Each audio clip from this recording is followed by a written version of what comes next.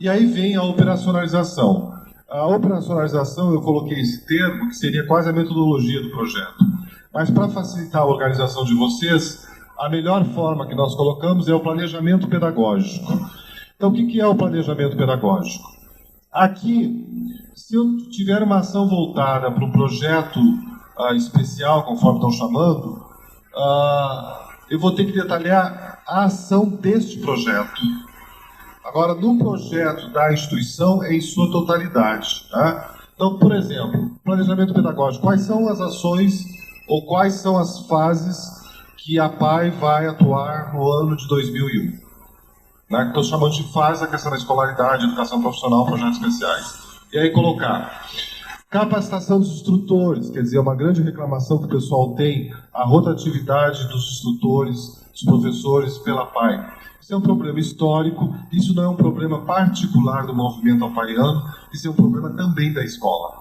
Tá? Quer dizer, se investe na capacitação e no outro ano a pessoa não está conosco. Quer dizer, nós teríamos que ter um mecanismo mais eficiente que garantisse uma certa continuidade no processo. Produção e seleção de materiais, eu acho que isso é muito importante. Então, por exemplo, não adianta nada eu pensar dar um curso de lapidação de pedras preciosas lá no meio do Amazonas. Quer dizer, praticamente é inviável. Isso é utopia, é exagero de pretensão, né? A gente tem que trabalhar com aquilo que realmente é viável, o que eu posso oferecer. Por mais simples que seja, e aí vai agora, deixem de pensar burguês, a simplicidade tem um valor muito maior que a ousadia. Tá? Bom, a apresentação do projeto, divulgação das atividades, como é que esse projeto vai ser apresentado, como é que vai ser divulgadas as atividades deles, a inscrição, a seleção e orientação dos alunos, quer dizer, para algumas atividades vai haver uma seleção, nem todos os alunos poderão fazer todos os cursos ou todas as fases. Durante, como é que vai ocorrer? O apoio entre os alunos e a família, e aqui é um desafio que eu faço, acho melhor ouvir um pouco mais as famílias, né? Eu acho que o grande atraso que nós temos tido nesse processo todo, e é uma reclamação até que eu faço para os meus colegas da educação especial, é que não há pesquisa nenhuma sobre a família do portador de necessidade no Brasil, são pouquíssimos trabalhos, a gente tem 3 ou 4 só, né, no meu programa de pós-graduação. E a família é o determinante. Eu acho que a partir do momento que a gente conseguir quebrar a relação da família, na leitura que ele tem, eu acredito que você consegue mudar. E aqui eu vou citar um exemplo de um casal. Isso aconteceu em Aracaju, num seminário que eu estava participando de inclusão social, e os pais foram participar de uma mesa redonda, colocando a experiência de serem pais de portadores de necessidades especiais. Os detalhes eu vou caracterizar todos, rapidamente. Os dois eram médicos, a mãe era pediatra. Tá? E a criança era deficiente mental. E o que aconteceu? O casal teve 3 filhos. O único menino era deficiente mental. A menina mais velha foi para a escola, depois foi a vez do menino, e a menina caçula entrou na escola, uma escola particular pequena. A irmã virou colega do irmão na sala de aula, na educação infantil. E a irmã começou a ver o que os professores faziam com a criança na sala de aula. E ela começou a cobrar da família, que a família não deixava o menino, por exemplo, agarrar um copo de vidro. Não deixava agarrar uma tesoura, podia fazer isso. Não podia fazer aquilo, porque aquele outro podia acontecer aquilo. Podia, não acontecer, mas poderia. O que aconteceu? A irmã caçula, que foi reeducar a relação dos pais com aquele menino dentro de casa. E aí tem que ter uma coisa muito clara, que a inclusão social ela não é unilateral, ela é coletiva. Por isso que ela se atrela ao conceito de democracia. A inclusão é do portador de necessidades especiais, mas também é daquele aluno que se diz normal dentro do contexto social. Quer dizer, ele também está aprendendo a lidar com a diversidade. Síntese da história. Quanto tempo essa criança perdeu, que poderia ter sido trabalhada na família, e eu volto a falar a importância da família, que por até desinformação, ou muito mais por medo, né, quanta coisa ficou atrasada, quer dizer, quanto estímulo foi perdido nesse processo. Mas voltando aqui, quer dizer, a questão da importância do apoio aos alunos e à família. Outra questão que nós temos que começar a fazer, isso é indiscutível, a própria LDB estabelece, mas eu acho que isso é uma coisa legal, é um grande avanço, é a questão do acompanhamento e controle. Quer dizer, são termos bem behavioristas, mas que nos dizem como é que eu vou avaliar a ação que eu estou desenvolvendo. Nós temos que ser responsabilizados institucionalmente. Ah, não fiz porque o governo não deu, ah, não fiz porque não repassaram recurso, ah, não fiz por causa disso. Tudo bem, mas como é que você vai dizer isso? Outro dado, montei um projeto lindo, maravilhoso. Estou citando a questão da educação profissional porque virou coqueluche. E daí, como é que eu vou acompanhar o processo de qualificação ou de preparação do trabalho desses meninos? Tem que dizer. Como é que eu vou fazer isso, né? Então aí vem, por último, bom, vejam bem, posterior a isso, depois, quer dizer, está todo o processo feito, resolvido, também esse eu acho que é um outro embate que nós temos, é a questão do depois. O que eu estou chamando de depois? Eu deixei bem destacado. Coloquei as orientações e encaminhamentos à escola e a questão do mercado de trabalho. Como nós vamos fazer isso? Tem que ter um projeto para isso. Não pode ser assim, fulano vai você hoje, não, amanhã vai você, não, hoje eu não posso. Não, tem que ter clareza, tem que ter um documento, tem que ter uma forma de conscientização junto à comunidade, tem que fazer um trabalho com os professores da rede regular de ensino, explicando a eles que o trabalho que eles têm que desenvolver com aquele aluno que está sendo encaminhado hoje para a escola é um trabalho que não vai se dar pelo ingresso do aluno, mas esse professor já tem a leitura quem é esse aluno. Entenderam? Então, quer dizer, eu não vou pegar o menino hoje e dizer assim, a partir de hoje, o João vai para a escola comum. Não. Eu tenho que saber qual é a turma que o João vai entrar, qual é a série que o João vai entrar, fazer um trabalho na escola e fazer um trabalho com esse professor que vai recebê-lo, para depois o João chegar na escola. Estão entendendo o que eu quero dizer? Então, são coisas simples, que é só ter uma certa... como é que eu vou dizer, tranquilidade, não tanto emocional, para resolver a coisa. Se eu jogar o João lá dentro, provavelmente o João vai ser jogado de lá para cá daqui a um pouco. Tem que ser feito um trabalho de conscientização. E um detalhe, é trabalho de formiguinha, não é trabalho de gavião. Tá? Preste bem atenção, como é que se constrói um formigueiro? Quer dizer, tem uma estrutura super interessante, mas ele vai crescendo. Quer dizer, a comunidade aumenta pela afinidade, seja pela espécie, seja até pelo próprio interesse, mas é pela afinidade. Vão ser práticos. E esse trabalho, isso eu quero deixar muito claro. Não entrem em discussões conceituais. Não entrem porque a lei diz. A lei, de uma forma geral, nós somos o país mais rico no mundo em leis. Mas o grande problema das leis brasileiras é uma questão de cunho moral. Elas não são cumpridas. Pronto. Não vão entrar nessa de novo. Vocês têm que conquistarem as pessoas na explicação, mostrando que efetivamente esse trabalho é importante, mostrando que as pessoas são importantes, terem um comprometimento, uma participação nesse processo. É um trabalho exaustivo, mas é um trabalho que eu acho que vale a pena fazer. Por conta disso, não existe uma receita geral para todos. Cada comunidade tem o seu perfil e cada um deve saber como construir isso na sua comunidade. Bom, aqui eu vou acelerar um pouco mais, senão nós vamos ter tempo para discutir algumas coisas. A equipe técnica e professores, eu acho que é muito importante relacionar quem são as pessoas que vão colocar. A formação, quer dizer, se tem fonoaudiólogo, se tem pedagogo, se é um técnico, colocar, relacionar um embaixo do outro, quantidade, contrato temporário, contrato permanente, voluntário, função na instituição e função no projeto. O item recursos físicos. Os recursos físicos nós estamos falando, a estrutura física da escola, quer dizer, descrição, oficinas, sala de atendimento, etc. Especificar quantidade disponível, quantidade necessária. Porque às vezes algum iluminado chega lá e diz assim, eu preciso de um espaço para mim, eu preciso de tais equipamentos. Mas existem outros equipamentos que estão ociosos na instituição. Né? Então, quer dizer, ela só vai poder oferecer aquilo que ela tem competência institucional a ser oferecido enquanto serviço. Né? Bom, em cima de tudo isso, nós podemos chegar aqui também no outro aspecto. As parcerias. Aqui eu estou retomando de novo, quer dizer, lá nós só enunciamos, e isso eu defendo. Eu até sugiro que vocês leiam um artigo que eu tenho publicado no caderno de pesquisa, que é o conceito de parceria.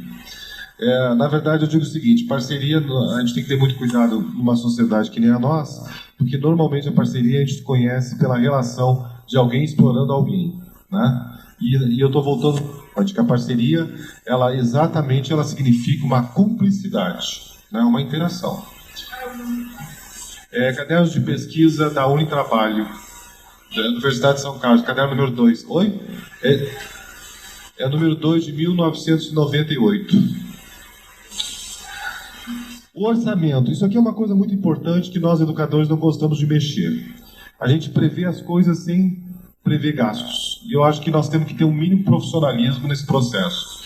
Então, quanto à especificação do que eu vou precisar, aqui eu coloquei um recurso solicitado à CETEC como exemplo, que grandes partes das APAES têm recebido recurso do FAT, tá? Mas poderia ser outras instituições como aquelas lá de cima, poderia ser o Rotra, o Laios, mas o que tem contribuído bastante ultimamente em todo o Brasil inteiro na questão da educação profissional é o Fundo de Amparo ao Trabalhador no programa de portadores de necessidades especiais ou deficientes, conforme o Ministério do Trabalho chama. Os recursos de contrapartida, quer dizer, eles vão dar aquele recurso, vai haver um investimento da instituição ou não. E o total do projeto, quer dizer, eu acho muito importante saber o orçamento disso.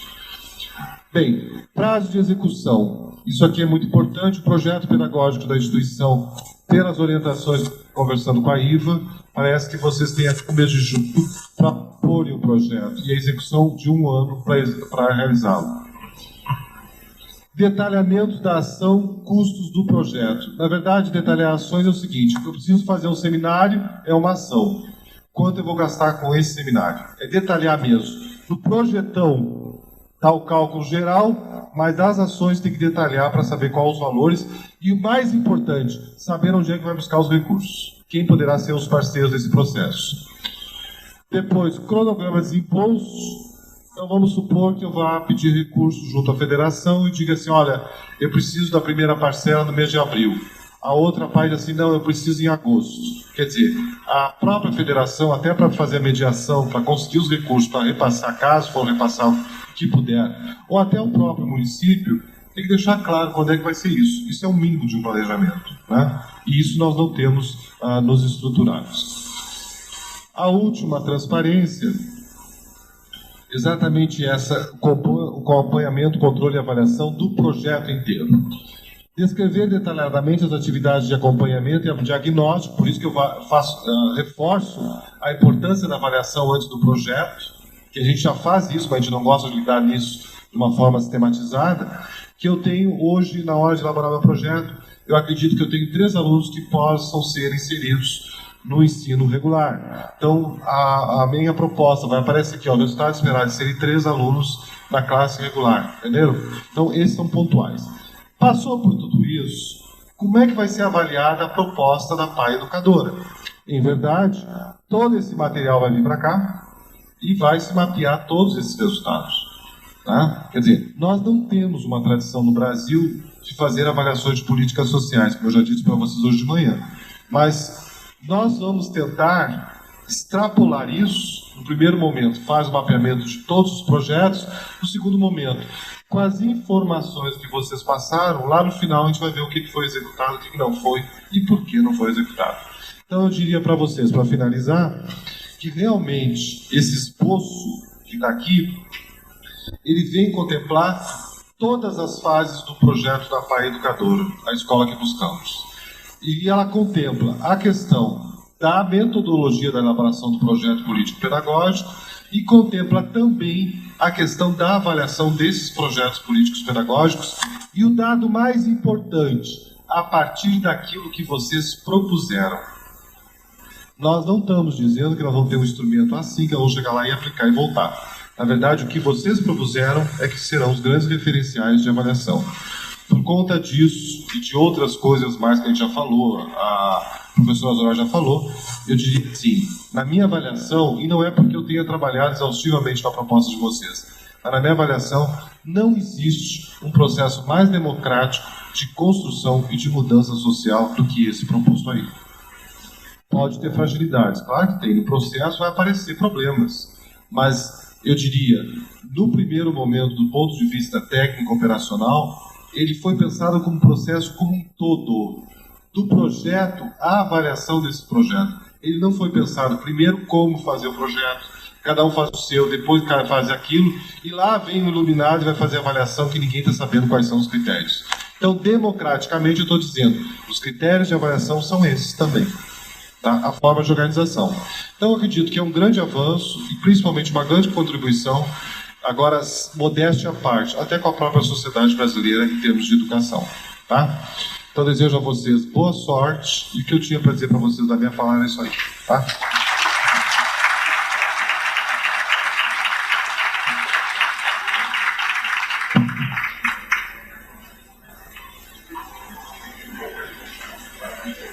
Para fazer uma complementação ao professor Osório. Ele disse que tudo começa no momento em que a criança nasce e que ela começa a ser discriminada. O atendimento difere e os resultados futuros serão diferentes entre as castas, diversas castas. Em realidade, isso começa antes da própria concepção. As inferioridades do indivíduo já estão previstas nos estratos sociais baixos muito antes da criança ser gerada. Ela já é infelicidade inferiorizada antes sequer de ser gerada por toda um passado familiar, mas sobretudo durante a gravidez. Muitos dos nossos sequelados, 60 e tanto % das crianças que hoje estão estigmatizadas, o foram durante a gravidez. Eu costumo dizer até que antes disso, o próprio espermatozoide do pobre é desproteinizado e o óvulo da mãe é desvitamizado.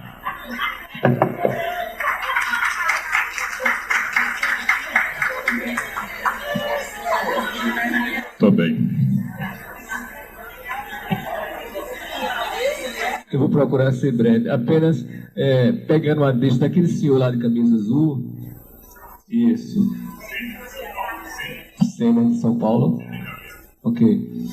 Quando ele fala que é da inclusão, não só da PAI para fora, então de fora para dentro, como ele realmente fala. Então eu quero o seguinte, que lá na PAI Santa Rita, eu já trabalho há muitos anos, mas na PAI estou há 6 anos. Então quando eu cheguei lá na PAI, a PAI era um pouco isolada, assim, da comunidade, uma comunidade muito pobre. E fora da PAI tinha várias quadras, tem campo de futebol, tem tudo. E eu peguei os alunos da PAI e levei para a quadra, né? E lá o senhor pediu para o pessoal sair, foi para a quadra e alguns ficaram assim, zombando, porque o pirralho apertava a mão e tal. E no outro dia, quando nós chegamos para a quadra estava completamente cheia de caco de vidro, sujeira. Então eu vi o seguinte, eu limpei toda a quadra, chamei os pirralhos, que eu falei assim, olha, nós vamos querer formar uma equipe aqui de futsal, de basquete e atletismo. E hoje, a gente tem em média lá umas cerca de 50 crianças. Que essas crianças atuam com a ciência da PAI, tem uma bandinha que é formada com aluno da comunidade e aluno da PAI. Tem um time de futebol, de futsal, da comunidade juntamente com o aluno da PAI. E eles têm atendimento. Pelo menos na parte da educação física, eles têm atendimento. Só isso. A PAI de Santa Rita. Paraíba. Santa Rita, Paraíba. Vocês querem ter algum comentário?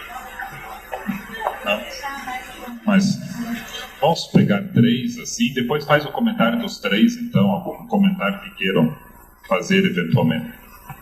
A minha é uma dúvida. Quando a gente esteve aqui em 99, a gente recebeu um roteiro de uma proposta de confecção do projeto político-pedagógico, que era um roteiro um tanto diferente do que está sendo passado hoje.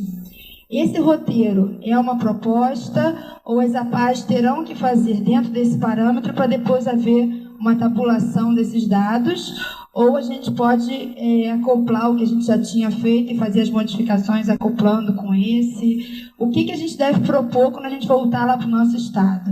Que muitas APAES já fizeram seus projetos, a gente vai ter que mexer perante a PAI educadora, sem dúvida, né? E aí a pergunta é, a gente acrescenta alguns dados que tem aqui, ou a gente esquece o modelo antigo e faz o novo? Bem, eu não sei que roteiro é esse. Eu estava até confabulando aqui com o Antônio Osório, ele também não conhece. Então, não sei se alguém poderia, a Iva não está por aí, dizer que não deve seguir aquele roteiro. Eu não sei qual foi a orientação anterior. Agora, quanto a este, Quanto a este, eu posso garantir que não é um roteiro para ser seguido tal e qual está apresentado. É apenas uma sugestão, né, de alinhamento dos dados.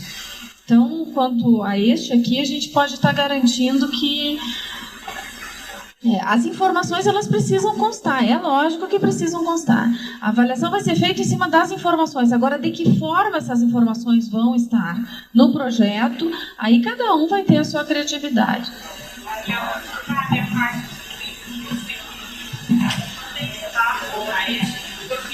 Coisa técnica, que a gente realmente tem a dificuldade na escola é o fazer as ações do dia a dia, que eu estou procurando aqui, não sei se na minha limitação, não vi aqui, né? Como é que fica essa parte, porque realmente é isso que vai dar sustentação para as nossas ações na escola.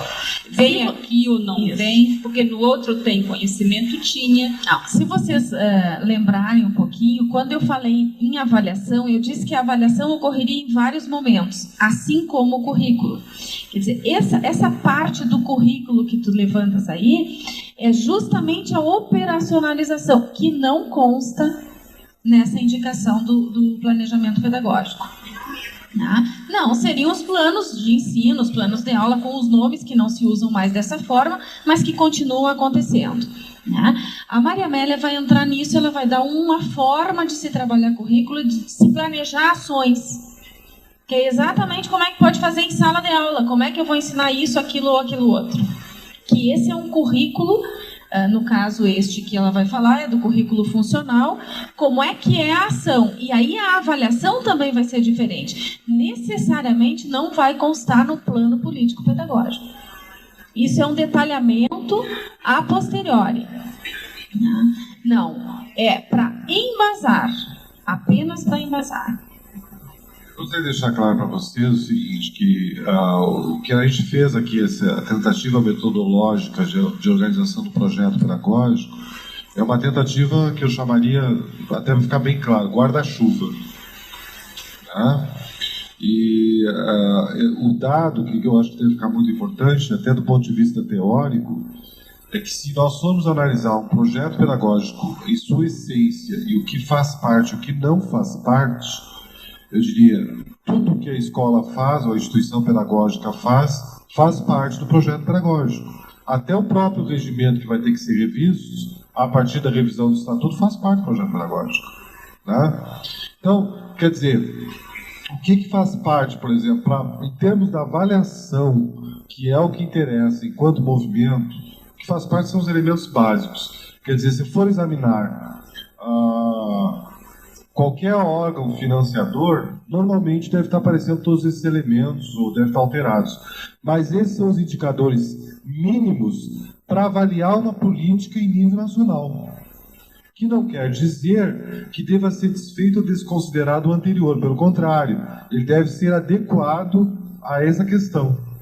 Então, eu acho que deve ficar muito bem pontuado que não, se nós ficarmos nesse estágio, seja só de preencher o formulário, vamos falar assim do ponto de vista burocrático, isso não explicita a ação. Isso é uma burocracia que a gente está fazendo, quer dizer, tem que ter outros subsídios que vão estar implementando, dando um movimento ao próprio projeto pedagógico. Tá? Para os coordenadores pedagógicos, eu quero trazer um pouco a história, porque vocês têm que estar comigo nisso também. Vocês lembram quando nós fizemos a primeira reunião pedagógica, em setembro de 99? Nós discutimos, naquele momento, nós discutimos o quê? Discutimos a LDB, e nós não falamos naquela época em APA educadora, porque ela não existia. Mas nós começamos um processo de pensar na parte educacional das escolas, das APAs. Não foi isso que nós fizemos?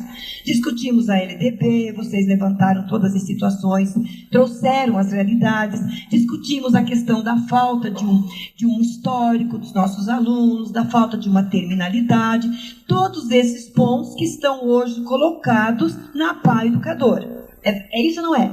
Bom, o que eu para a reunião, levei como ponto forte o que diz a LDB que toda instituição escolar deve construir o seu projeto político-pedagógico. Isso eu levei muito forte para a reunião.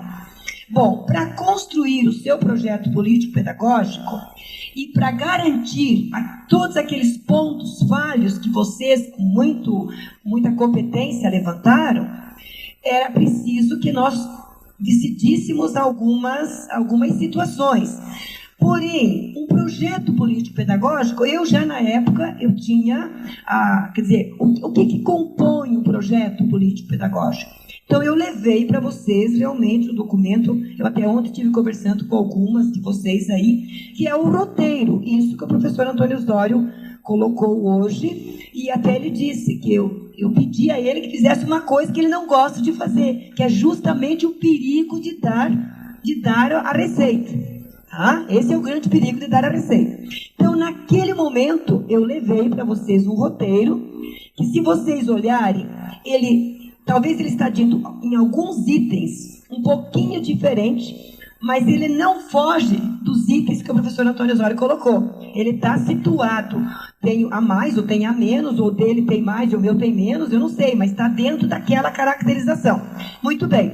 Só que, então eu levei tudo isso, discutimos a necessidade de todas as APAES começassem a pensar na construção do seu projeto político-pedagógico. Porém, para construir o seu projeto político-pedagógico, tínhamos que resolver algumas questões que não éramos nós que iríamos decidir. Estão lembrados disso? O movimento apaiano teria que tomar uma decisão. Qual era a escola que seria construída? Qual era o tipo de escola para construir o seu projeto pedagógico? Porém, não impedia que as discussões em termos de projeto político-pedagógico fossem acontecendo nos estados. A partir daí, nós começamos, então, a pensar. Discutimos com a diretoria, então vai ser tomada uma decisão. Um grupo se reuniu, saiu o primeiro desenho da PAI Educadora, então já saiu uma proposta para levar para a diretoria. Levamos para a diretoria do Conselho, em março de 2000, uma reunião que teve lá no estado do Rio Grande do Norte, apresentei a proposta e o movimento decidiu por essa escola, a PAI Educadora, a escola que queremos. Então, vocês receberam, e o documento que vocês receberam da PAI Educadora era versão preliminar, vocês podem ver, e quando é uma versão preliminar, ela está passível de mudanças, de acréscimos, de retiradas, quer dizer, está passivo de tudo. Tanto é que o Brasil inteiro discutiu, eu mesma fui em muitos estados discutir a PAI Educadora e colher subsídios com vocês. Os grupos vieram, voltaram, traziam, me mandavam currículos, faziam currículo, mandavam, eu analisava, enfim, aconteceram N situações. Só que em nenhum momento, até esse momento, nós exigimos que as APAES estivessem com o seu projeto político-pedagógico pronto, construído. A gente deu uma referência. E aquele modelo que eu dei, não necessariamente tenha que ser o modelo adotado. Assim como não pode ser esse que o Antônio Osório deu. Eu, por exemplo, estava lendo as diretrizes estaduais que o Conselho Estadual de Educação do Paraná, ele já normatizou a parte de como organizar um projeto político-pedagógico. Ele não fala nesses tópicos, por exemplo, que o Osório colocou aqui, nem naqueles tópicos que eu dei para vocês, que é o roteiro. Mas ele conduz, de certa forma, que você acaba topicando dessa parte, quer dizer, usando essa nomenclatura. Então, gente, não se trata de jogar fora aquilo. Aquilo foi um início para todo mundo começar. E eu sei que muitas discussões aconteceram com aquele roteiro, se ele era bom, se não era, mas aconteceu. Agora a gente não pode construir um projeto para 10 anos, para 5 anos, né? A gente tem que estar sempre retroalimentando. Então, naquele momento, foi uma largada, eu diria. Tanto é que vocês mesmos me disseram que não adiantava mais o pedagógico se reunir sem que tivesse uma decisão qual seria o tipo de escola. Tanto que eu não chamei mais vocês aqui, a não ser grupos pontuados para continuar a discussão da PAI Educadora. Foram pessoas que eu fui convidando para a gente ir discutindo. Agora sim, Nós chegamos, colhendo tudo isso, chegamos no momento onde nós estamos com uma proposta onde a diretoria definiu qual é a escola, né, que quer, é essa, é a PA Educadora, não mais a escola que queremos, mas a escola que buscamos uma proposta orientadora, e não é uma camisa de força, das ações educacionais, e aonde cada um agora, com esses referenciais, vai ver qual os itens que vão ser adotados. Vocês podem pegar um item do anterior que eu dei, outro desse modelo que eu Osório, vocês pegam, de repente, tem uma outra autora aí que... Tem vários referências, assim, vários escritores sobre projeto político-pedagógico que deram, assim, várias nomenclaturas para esse roteiro. Então, vocês podem, quiser, aproveitar o que está chegando agora e outros tantos. O importante é que vocês compreendam a concepção de projeto político-pedagógico, consigam situar a escola de vocês para construir esse projeto com os itens que vocês acham que deve ter para aquela escola, que não sou eu, Iva, que vou dizer. Tá? Acho que ficou bem claro. Passo para a Maili, depois para o Eduardo.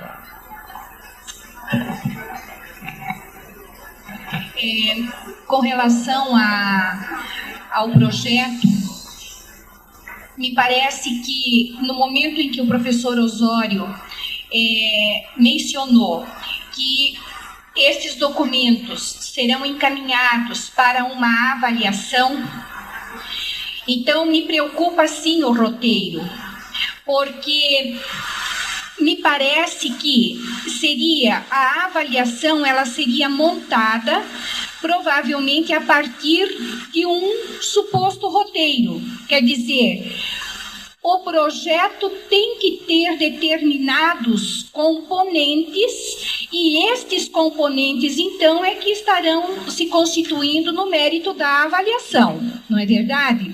Então, nós no Paraná, como a professora Ivanilde acabou de colocar, nós temos já um modelo oficializado pela Secretaria de Estado. E nós, as APAES, até outubro, terão que entregar os seus projetos por determinação do Conselho Estadual também, né? Então, o que eu penso a respeito desta questão, porque ela está posta, né? Nós teremos que, a partir deste roteiro que está sendo proposto pela Federação Nacional, teremos que tentar fazer uma conjugação no sentido de atender às exigências de uma Secretaria de Estado, de um Conselho Estadual de Educação, sem perder de vista também os componentes que foram apontados aqui, até mesmo considerando a questão da avaliação. Então, eu não sei como é que... Eu não sei se vocês entenderam a nossa preocupação, né? Então, eu me preocupei agora com a avaliação daquilo que virá para cá. E como é que vocês, então, vão tentar se organizar em termos de avaliação se não for obedecido esse roteiro? E depois eu também gostaria de fazer um questionamento com você. Bom, pode falar? Pegando essa questão que você levantou...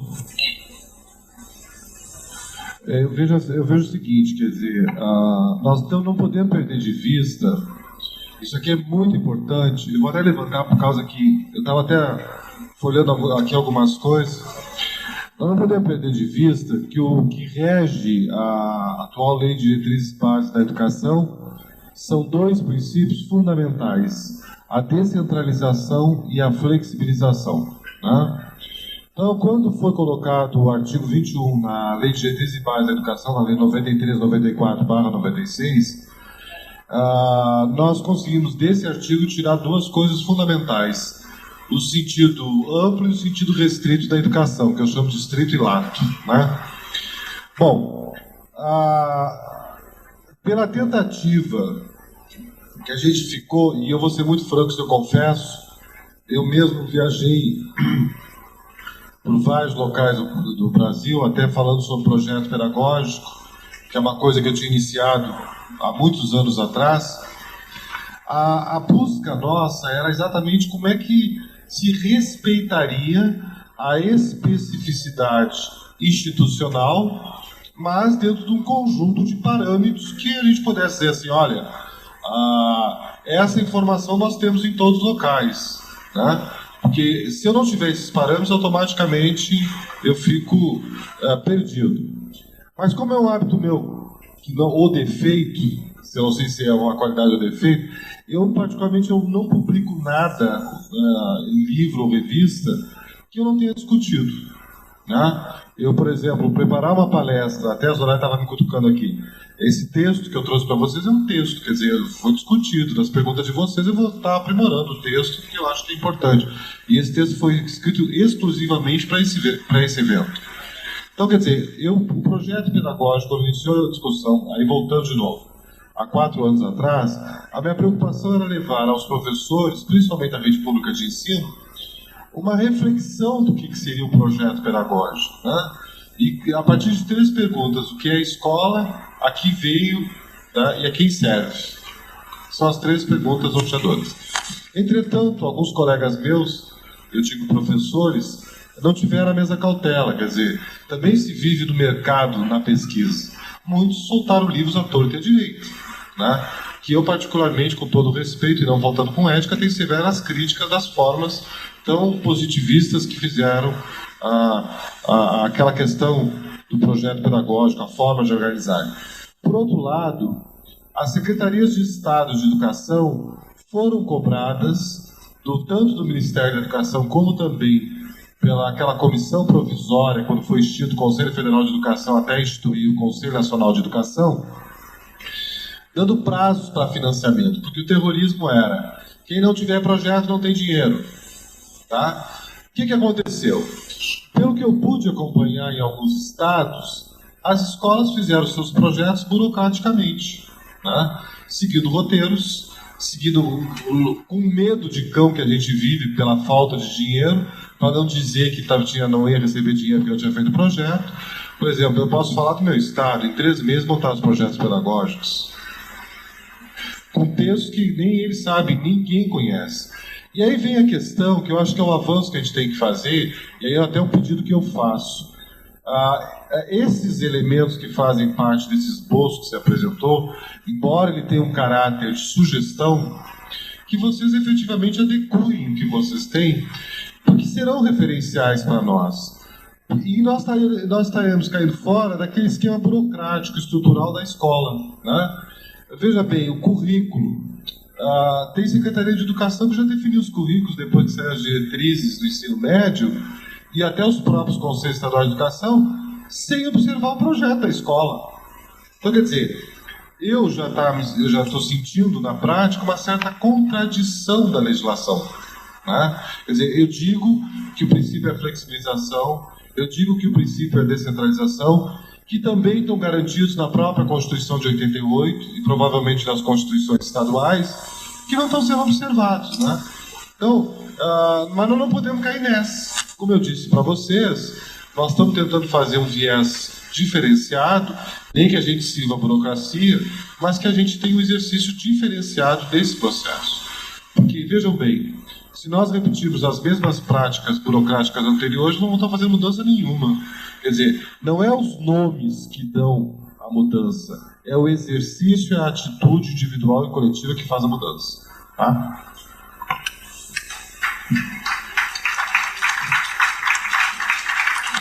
Soraya, você poderia voltar um pouquinho àquela transparência, aonde você coloca as 3 características de currículo: o manifesto, o oculto e o nulo? Isso.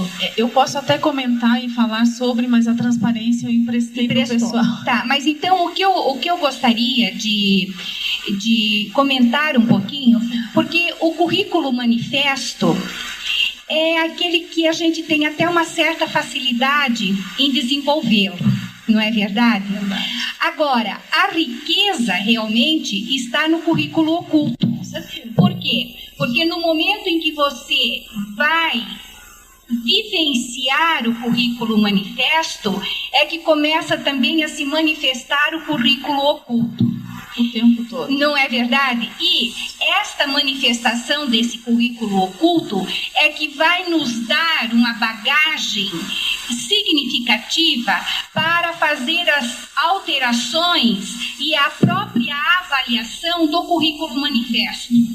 E poderemos também, através do próprio currículo oculto, minimizar a possibilidade de se chegar a um currículo nulo, não é verdade? Então, se você puder aprofundar um pouquinho. Posso. Bem, eu agradeço a manifestação, porque às vezes a gente fica na ansiedade, eu olhava para o relógio, mas se vocês puderam perceber, quando eu fui falar no currículo oculto, eu dei ênfase, quando eu disse o currículo oculto, justamente porque o grande valor da mudança e da transformação reside ali. Tá? O nulo acontece quando justamente as pessoas que fazem o currículo no papel, para ser então o currículo manifesto efetivamente acontecendo, esquecem de levar em conta o currículo oculto. E aí realmente ele se torna nulo. Tá? Na verdade, a flexibilização, essa que a gente fala tanto com relação ao currículo, ela está justamente apoiada e justificada para se colocar mudanças, transformações ocorrerem através do quê? Do que se descobre pelo currículo oculto, ou seja, aquele que não está escrito e que, portanto, não vai se manifestar. Tá? E é o que determina. Pois não fazer. Pois não. Talvez para... Eu sei que você também gosta de exemplos. Que bom. Então, pegando essa questão da flexibilização do currículo, que é o que se fala em todo momento que se fala de currículo. Por exemplo, quando eu escrevo que o meu currículo é flexível, isso é manifesto. Tá? No momento que eu vou trabalhar uma ação na minha escola e vem alguma coisa à tona e que eu preciso mexer no meu currículo, quer dizer, o que vem à tona é o oculto, que não estava no expresso. Aí veio à tona, ele estava no oculto. Então, esse flexível que eu tinha expressado é o que vai propiciar que eu pegue esse oculto que eu não tinha contemplado, mexa no meu currículo e torne expresso. Correto. É por aí mesmo. E tem um detalhe, que tem um texto também, agora... Tem um livro que eu lancei no final do ano passado, que não, exatamente, e eu trato exatamente disso, quer dizer, como é que a unidade do conhecimento não é a disciplina, tá? Isso vai ser difícil quebrar, a gente vai ter que fazer isso. E outro detalhe, o oculto é que é o determinante, não o oficial, tá? Então, por exemplo, aí eu até discuto um pouco, por exemplo, quando a Soraya fala no currículo oculto, né? Eu digo que ocultas são as pessoas, né? E o currículo é que tem que possibilitar elas se explicitarem. E aí, veja bem, o que determina o grau da qualidade da aprendizagem não é aquilo que eu vejo, mas aquilo que se manifesta. Então, e o grande equívoco, só finalizando, que essa parte do currículo é uma coisa gostosa em discutir. O que deve ficar claro é exatamente a dinâmica que a escola deve ter para possibilitar emergir e lidar, aí vem em cima do discurso nosso, com a diversidade. Então, por exemplo, nem todos os alunos têm que fazer as mesmas coisas. Se eu estiver fazendo isso, eu estou fazendo a uniformidade. Que é escrita no papel é uma coisa fria. Ela é fruto de uma relação que eu chamo assim mais fria que existe entre os homens, né? E outro dado, ninguém consegue colocar no papel, que eu saiba, tudo aquilo que a emoção dele, o papel não vai. Então, quer dizer, aí tu já compromete todo o processo avaliativo e mostra, claro, exatamente, quer dizer, ele é capaz até de reprovar, dar uma nota 0, né? Esquecer, por exemplo, que necessário não se escreve com 6, 5, 2 S, depois C, e ele não considera o contexto daquele aluno estar se inserido. Então, quer dizer, o dia que a gente conseguir trabalhar com essas coisas, ter clareza do que nós estamos fazendo, e aí eu acho que o projeto pedagógico ele vai em cima disso. Vai ficar legal. Outra coisa também, finalizando, nós também temos que ensinar a dizer para as crianças, nós temos que aprender, tá? E nós temos que ensinar às crianças a importância daquilo que elas estão fazendo. Né? Então, sempre quando o pessoal diz assim, é importante ser alfabetizado, né? Claro, todo indiscutível isso. Isso é uma questão que se atrela à cidadania. Mas nenhum professor diz para o aluno por que é importante ser alfabetizado. Né? Então, na prática pedagógica, agora saltando para um outro patamar, que vai ser o reflexo do currículo, normalmente muita coisa se aprende sem saber por que se aprende. E aí que você pega grotescamente os currículos das escolas brasileiras, são burocráticos, inoperantes, e o pior, eu diria que quase que 90% não serve para nada. Né? Então, síntese da história, o aluno da escola brasileira historicamente sempre foi, e até hoje é, quase, desculpe a linguagem figurada, eu já passei também por isso, nós todos passamos, como um bovino entrando no brete. Né? Ele tem que passar por ali, vai ser vacinado, vai acontecer aqui, depois ele sai, está pronto. Né? Exatamente essa relação. Tá? Eu quero só aproveitar o exemplo e dizer para vocês o seguinte. Neste exemplo, como é que ficaria o aluno diferente quando o professor pede uma redação sobre as férias? Será que ele não teve férias? Ou se ele teve férias, será que as férias dele são diferentes e foram tão boas quanto a do que é dito normal? E porque ele não consegue ou não sabe escrever, ele não teve férias? O que o professor pretende quando ele pede uma redação sobre as férias?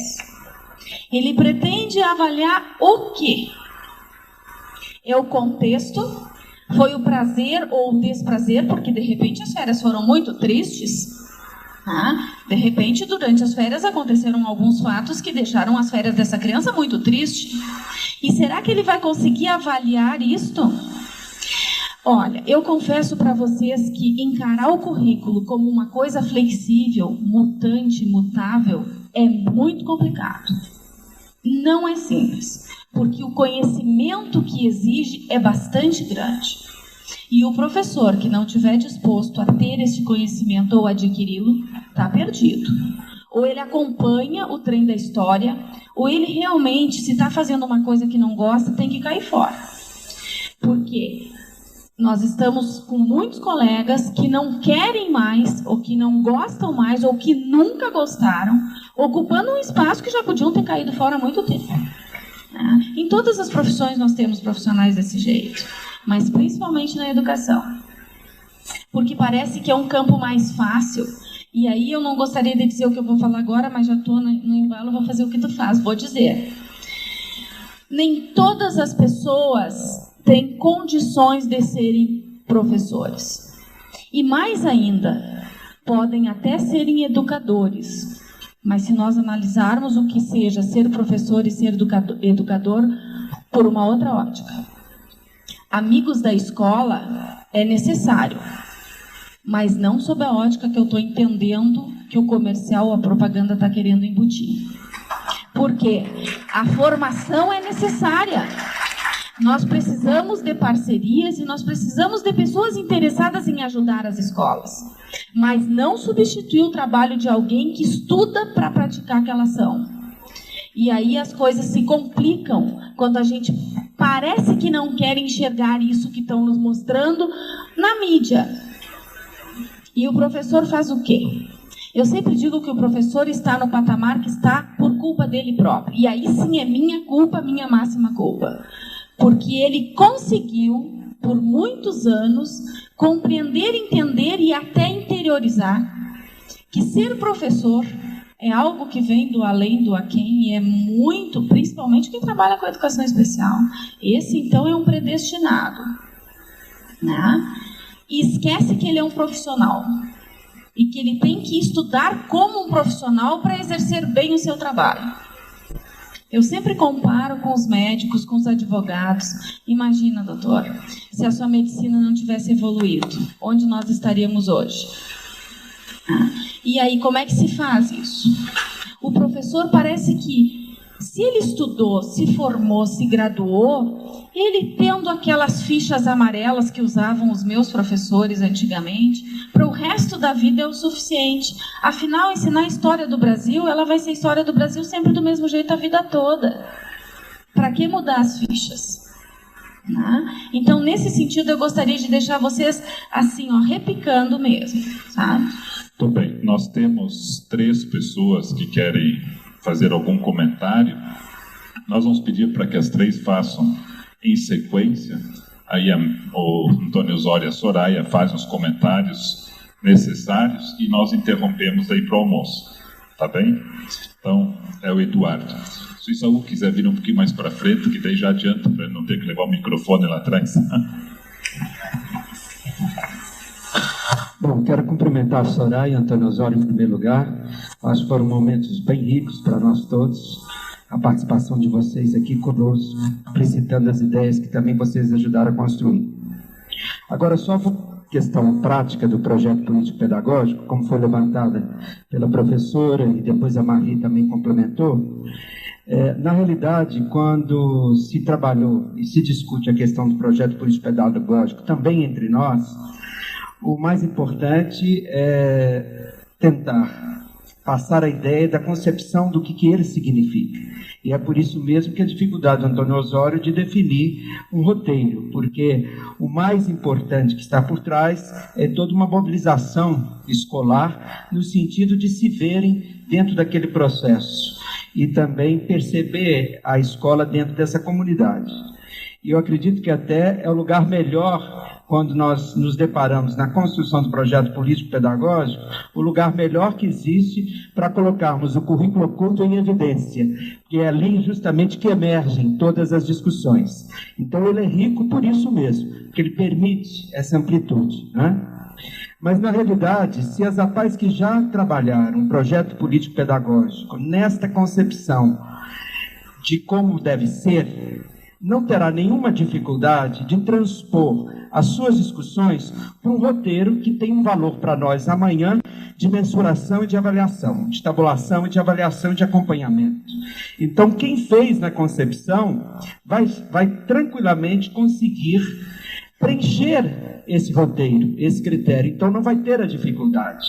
E para aquele que não fez dentro da concepção, esse pode ser um material que vem dar mais um subsídio, mais dar um norte para um processo de discussão onde, pelo menos esses elementos básicos e fundamentais que o roteiro define, tem que ser pensado e discutido. Então, eu acho que para não frustrar os que fizeram, né, a minha observação muito nesse sentido, de sentir que é tranquilamente concebível preencher isso que está aqui proposto, já que o valor disso para nós amanhã numa avaliação vai ser o fundamental. Não querendo avaliar que foi a melhor forma de se fazer o projeto político-pedagógico, porque senão nós estamos até negando a sua própria fala, que é negando, inclusive, a espontaneidade do próprio grupo se permitir discutir as suas questões e os seus caminhos. Só vamos passar para os 3. Pode ser. Mas só não esquecendo os comentários, né, Isaú? Professor, você acabou de colocar que não é obrigado todos os alunos fazerem as mesmas coisas.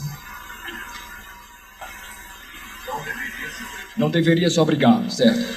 E eu concordo com isso e concordo também que o currículo da educação, aquilo que nós aprendemos ao longo da nossa vida escolar, como você falou, 80% ou 90%, vamos dizer, entre aspas, inútil, tá? Então, hoje eu não sei por que eu aprendi raiz quadrada ao cubo, eu não sei, e tinha um trauma. A coisa que eu mais gostei foi quando eu entrei na faculdade, que nunca mais vou ver matemática na minha vida. Tá? Agora, nós vivemos numa sociedade competitiva, tecnicista, que se eu não tivesse aprendido aquelas equações, aquelas fórmulas, aquele catatal todo, eu não tinha entrado na faculdade. Tá? E aí, o que fazer, então, se nós vivemos numa sociedade, mas reconhecemos que aquilo não é prático, não é viável, e como fazer para mudar? Como fica essa questão aí da praticidade, do que existe, do que se deve passar para o aluno, o que é real, o que não é, tá? Então, isso aí é uma coisa que ainda hoje mexe com a cabeça dos professores. Muito bem. Possibilitar mudanças significativas. Aí o senhor colocou em relação à inclusão que existem 2 grupos, não sei se eu ouvi bem, mas um grupo talvez classificado como mais irresponsável, foi isso? Eu não sei, mais radical. E o outro grupo que está tentando a inclusão com o apoio. Aí a minha questão é, será que essas pessoas, esse grupo que está tentando uma inclusão mais radical, será que essas pessoas não são utópicas?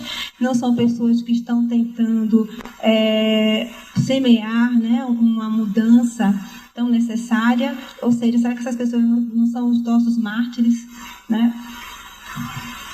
Aí eu vou fazer os 3.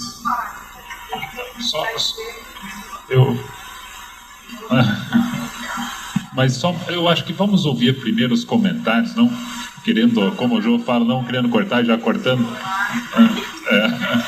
Mas só para a gente ver aí, depois de tarde a gente continua também o debate. Eu vou transformar a sua pergunta no processo dialético, né? Quer dizer, assim como eles poderiam ser, quem sabe não poderiam ser os outros. Como eu disse, só a história vai mostrar isso. Eu vejo, e aí eu vou tentar não ser muito radical, mas a mudança, nós temos que ter clareza que ela ocorre ou não ocorre. Tá? E historicamente, em termos de educação no Brasil, o que nós temos observado são pseudo-alterações da educação. Né? Eu acredito assim, que a história nos mostra muito bem isso, que houve um dado momento que os jesuítas tinham uma preocupação. Qual era a grande preocupação dos jesuítas? Usar a educação como instrumento do catecismo, usar a educação como forma até de fazer um certo controle. Quer dizer, foram 3 séculos disso. Posterior se incorpora um discurso de escola pública no Brasil, com Pombal. E aí o que ele faz? Arrasa com tudo e diz, não, eu quero, só vou citar um pedaço, não é aula de história, eu quero uma escola na província tal, uma escola na província Y e etc. Só que não tinha estrutura para isso, né? Então, quer dizer, quem seria o mártir da história? Nessas 2 etapas, quem seria o vilão aí, né? Eu vejo assim, quero deixar bem claro que uma mudança cultural, ela não se estabelece por decreto. É necessária uma mudança de consciência. Eu acho que o grande legado do Paulo Freire exatamente é esse. Eu tenho que ter uma atitude de mudança, mas eu tenho que respeitar o meu parceiro que não mudou.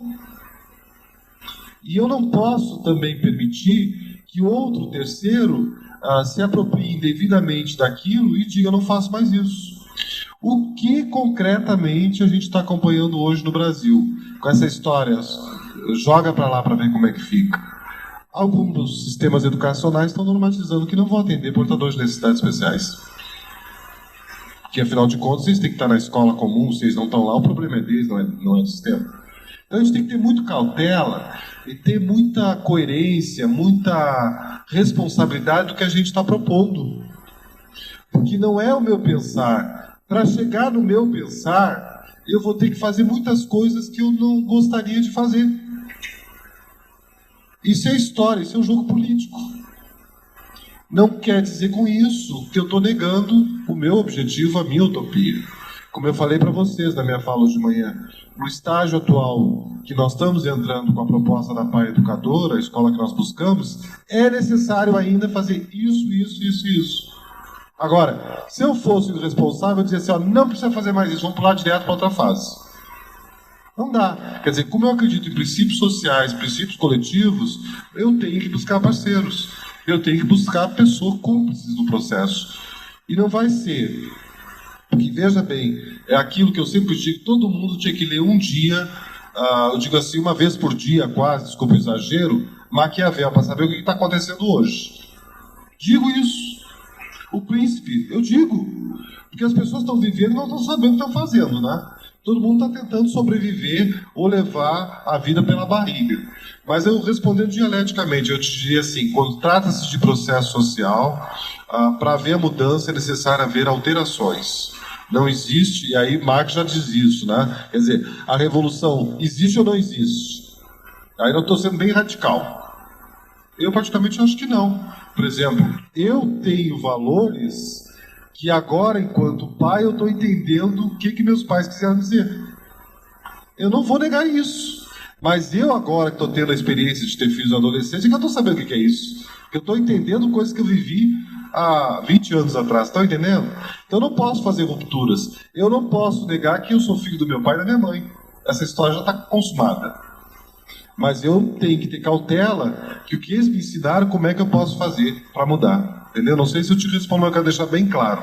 Eu particularmente acho, num país democrático, num país onde a gente vive com tanta diversidade, e aí vem o que é diversidade, então? Quer dizer, a gente tem que respeitar as diferenças.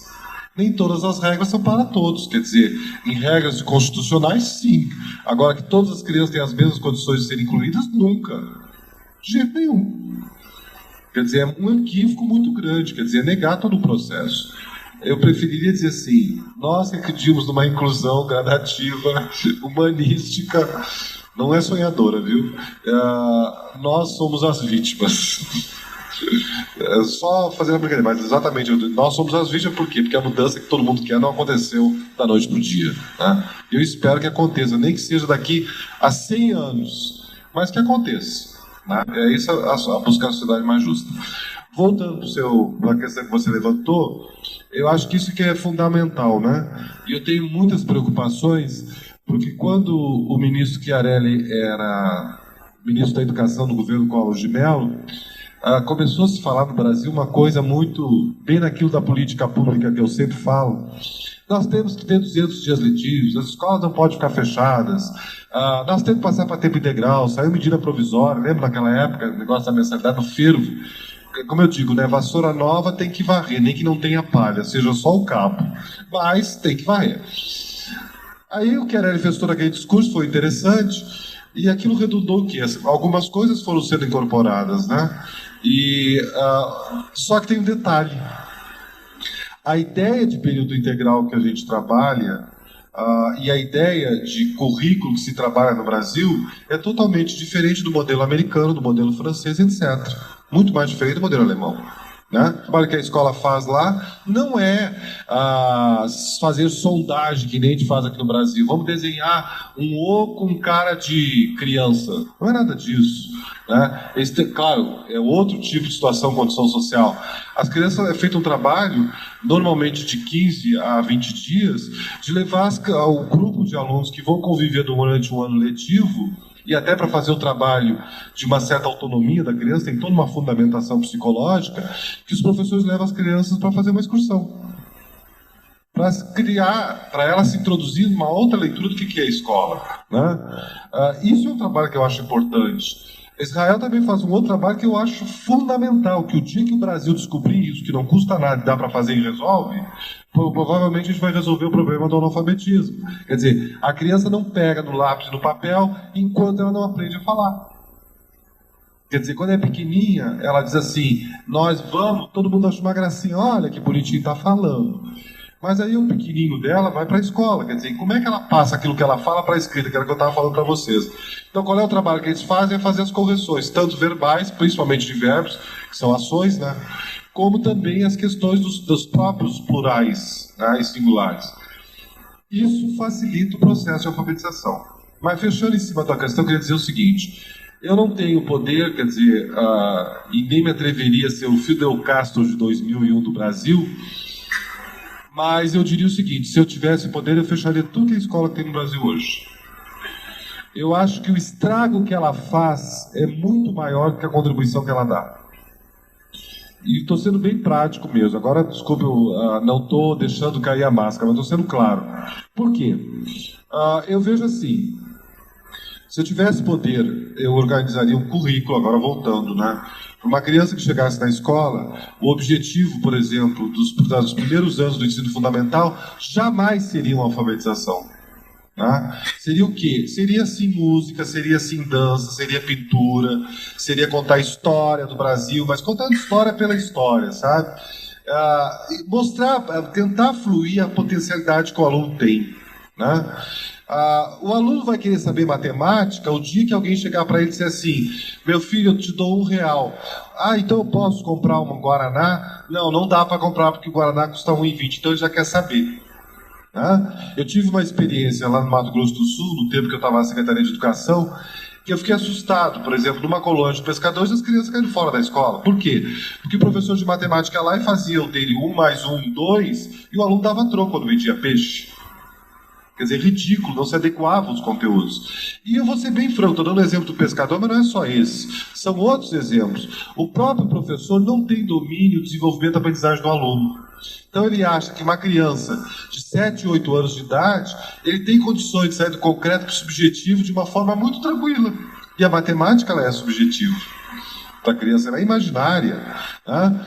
A criança não tem, quer dizer. E aí a psicologia nos diz, não, maturidade cada um adquire no seu tempo. A idade cronológica não é um determinante do processo de maturidade. E aí eu te pergunto, para que serve? Se a criança com 6 anos, 7 anos, que não tiver alfabetizada, ela é reprovada.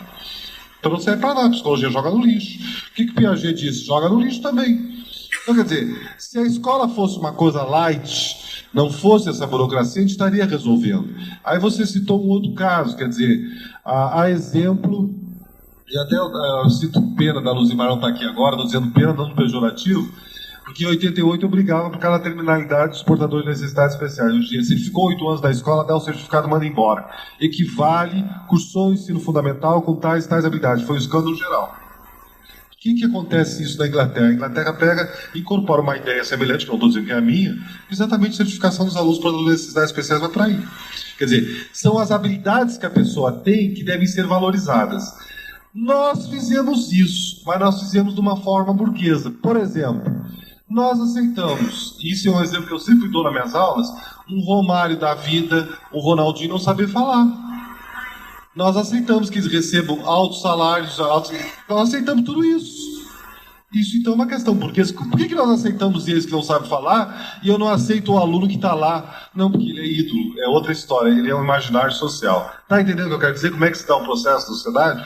Então, quer dizer, o valor é eu enquanto Antônio, entenderam? É as capacidades, as habilidades que eu tenho.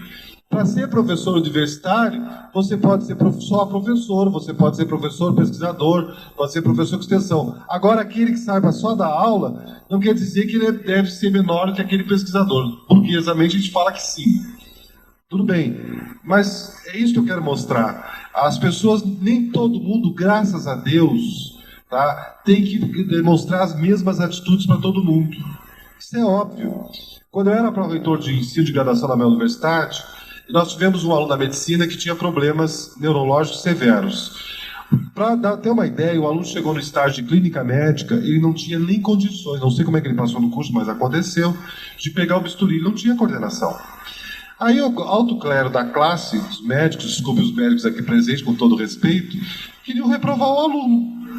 Porque ele não pega, porque ele não faz, que não tem isso, não tem coordenação. Eu digo, mas quem foi que disse que todo médico tem que fazer pegar bisturi? Ser cirurgião, vão ser práticos, né?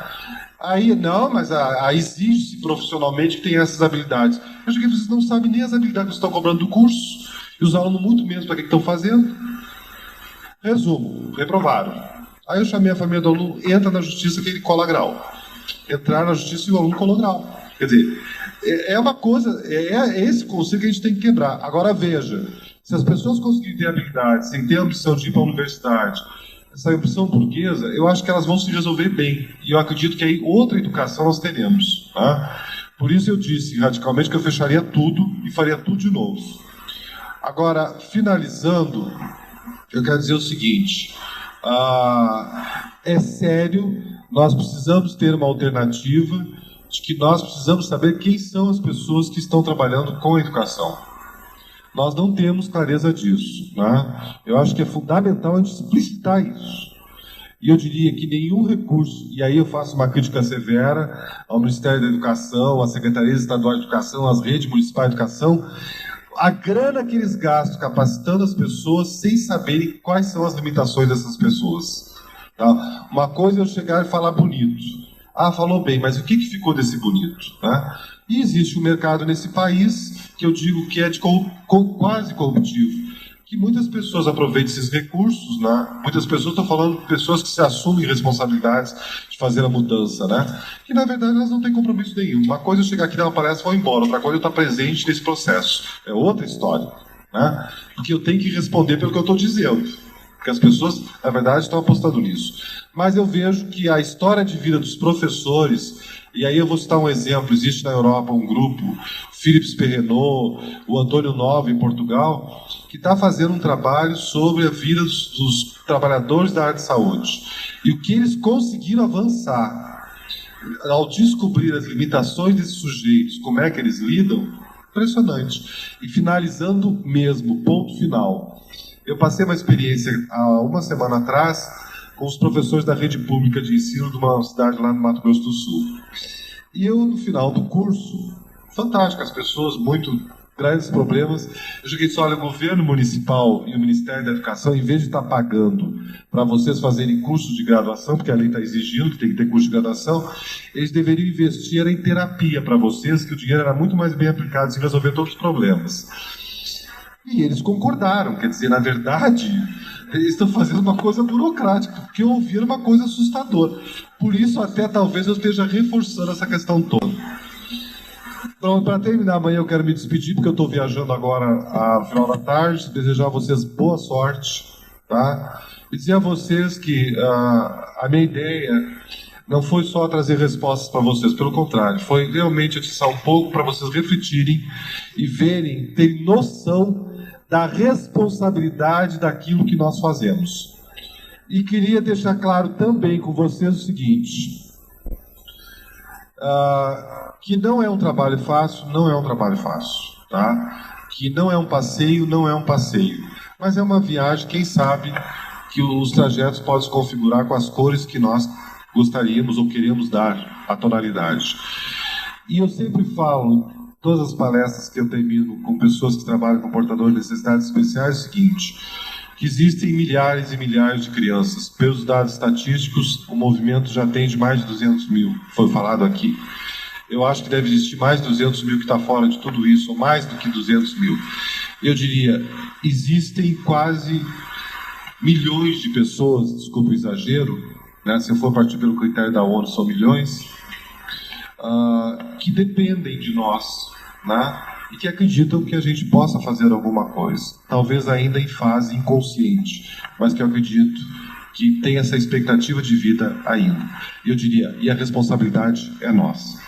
Então, a vocês, boa sorte, tá? E eu acredito assim que tudo que a gente faz acreditando que pode mudar, vai ter alguma mudança. Talvez não seja aquilo, mas já foi uma mudança que a gente considera importante para o processo, tá? Então, boa sorte para vocês.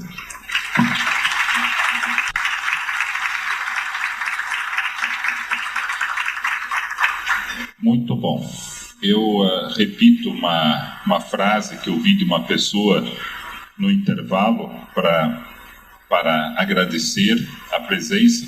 Essa pessoa disse no intervalo, que bom que pessoas assim estão participando do movimento apaiano e de todo esse processo de discussão.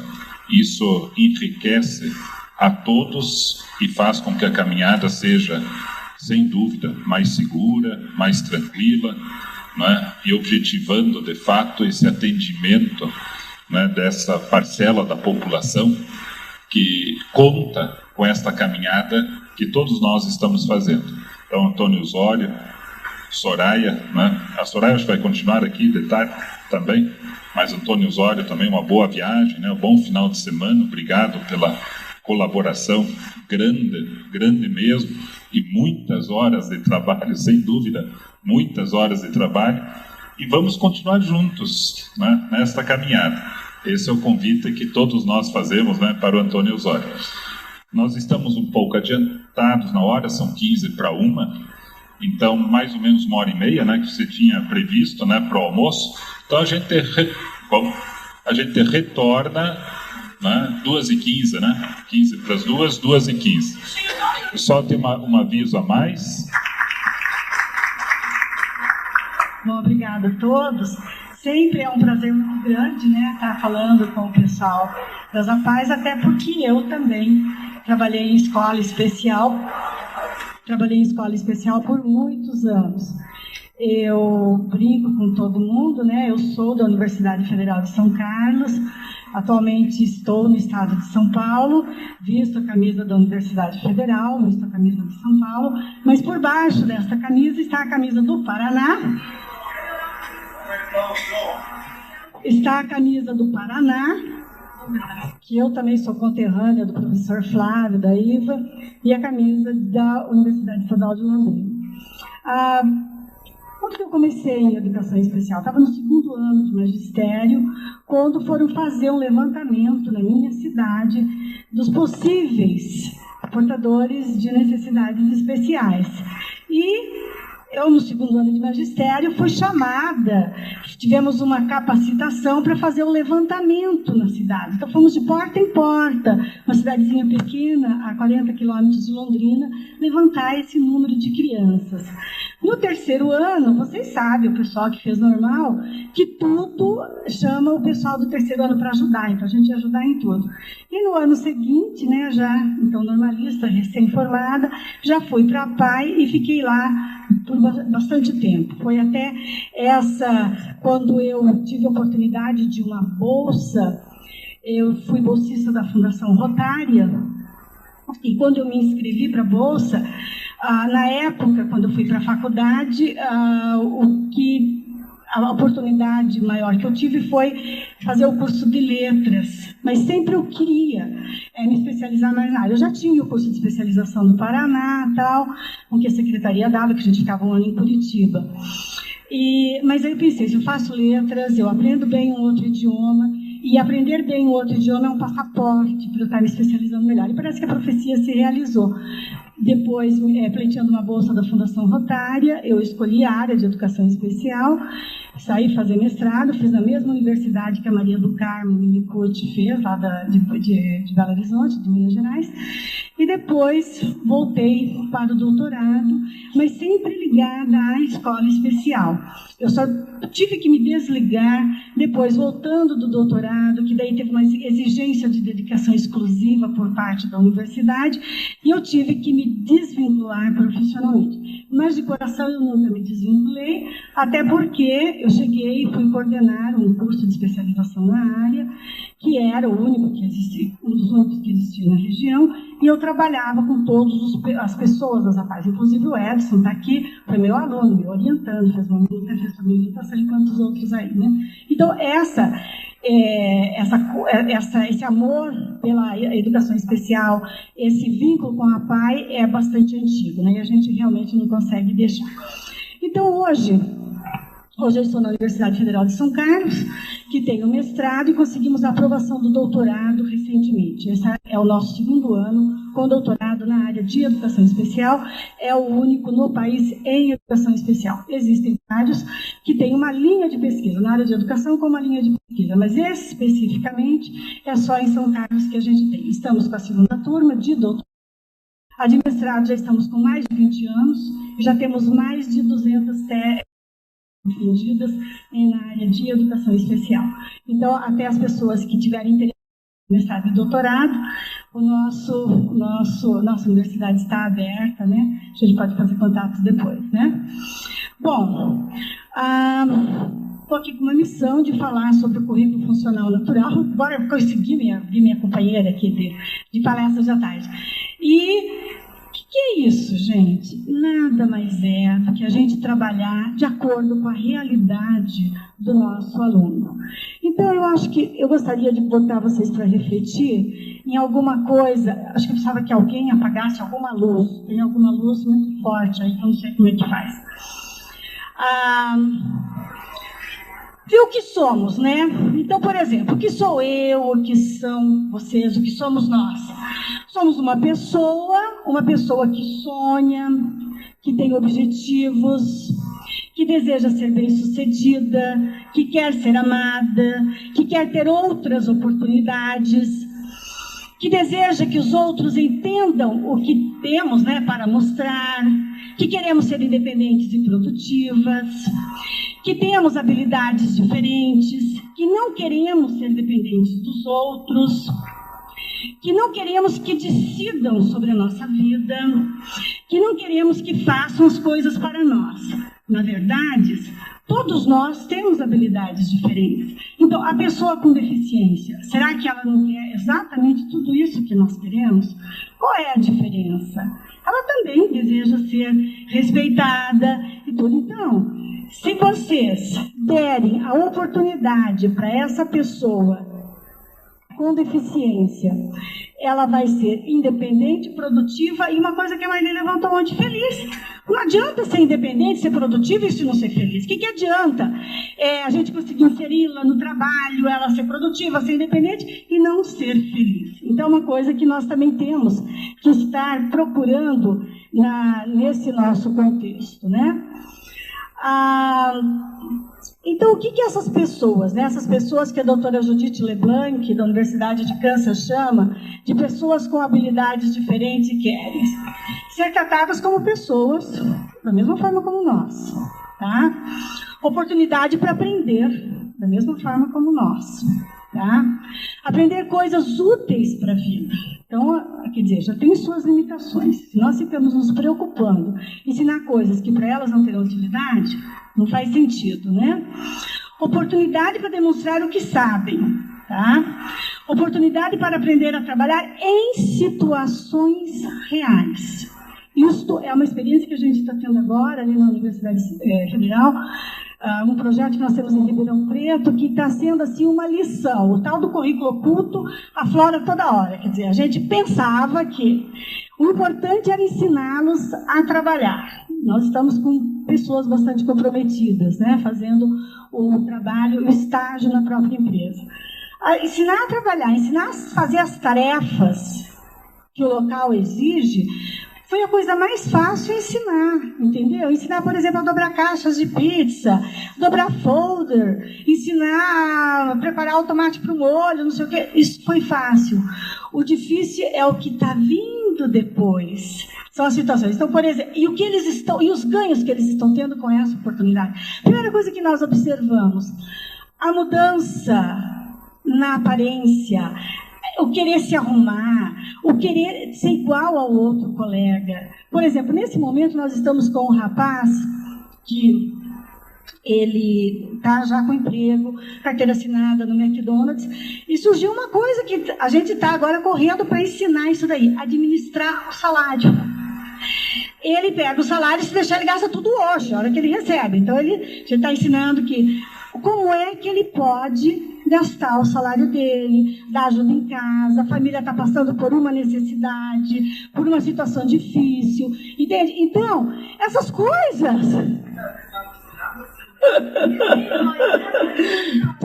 Eu falei, por acaso nós somos diferentes? Nem um pouquinho. Então, está ensinando isso. Aí, quando chega toda vez dia de salário... A outra coisa do currículo oculto foi levá-lo, tinha que o salário depositado no banco, então tinha que ir no banco, abrir a conta com ele e decorar a bendita da senha. Então ele queria uma senha 1, 2, 3. Eu quero 1, 2, 3, 4, que eu nunca vou esquecer, mas aí é muito fácil, né? Qualquer pessoa podia saber. Então ensinar, olha, então essa coisa, isso aqui, 4 vezes 2, 1, então está meio difícil, né? Então essas coisas que estão surgindo agora, o ensinar para nós não tivemos dificuldade. São essas coisas que estão surgindo e que a gente está aprendendo. Então, essa oportunidade de aprender e trabalhar nas situações reais, para nós está sendo a coisa mais... O que a gente está aprendendo é uma coisa impressionante. A gente aprendeu o quê? Não adianta ele só saber fazer a tarefa. Ele tem que saber todas essas coisas que nós queremos realmente transformar num trabalhador, né? Ganhar um salário real. Ele está lá, eles estão lá ganhando o mesmo salário que todo mundo ganha, apesar de alguns colegas acharem um absurdo. Isso aí é deficiente, veio lá daquela escola, veio lá não sei de onde, veio menos do que eu. Só que, o que o empresário diz? Quando eu preciso de hora extra, é o primeiro que levanta a mão. Nunca chegou atrasado, nunca ficou com preguiça. Por exemplo, tem que terminar a tarefa, ele não deu a hora, ele não se importa com isso. Nunca recusou um trabalho que eu peço para fazer, nunca recusou nada. Então, ele tem o direito de ganhar sim, né? Então, vocês veem, todas essas coisas são coisas que nós queremos para nós.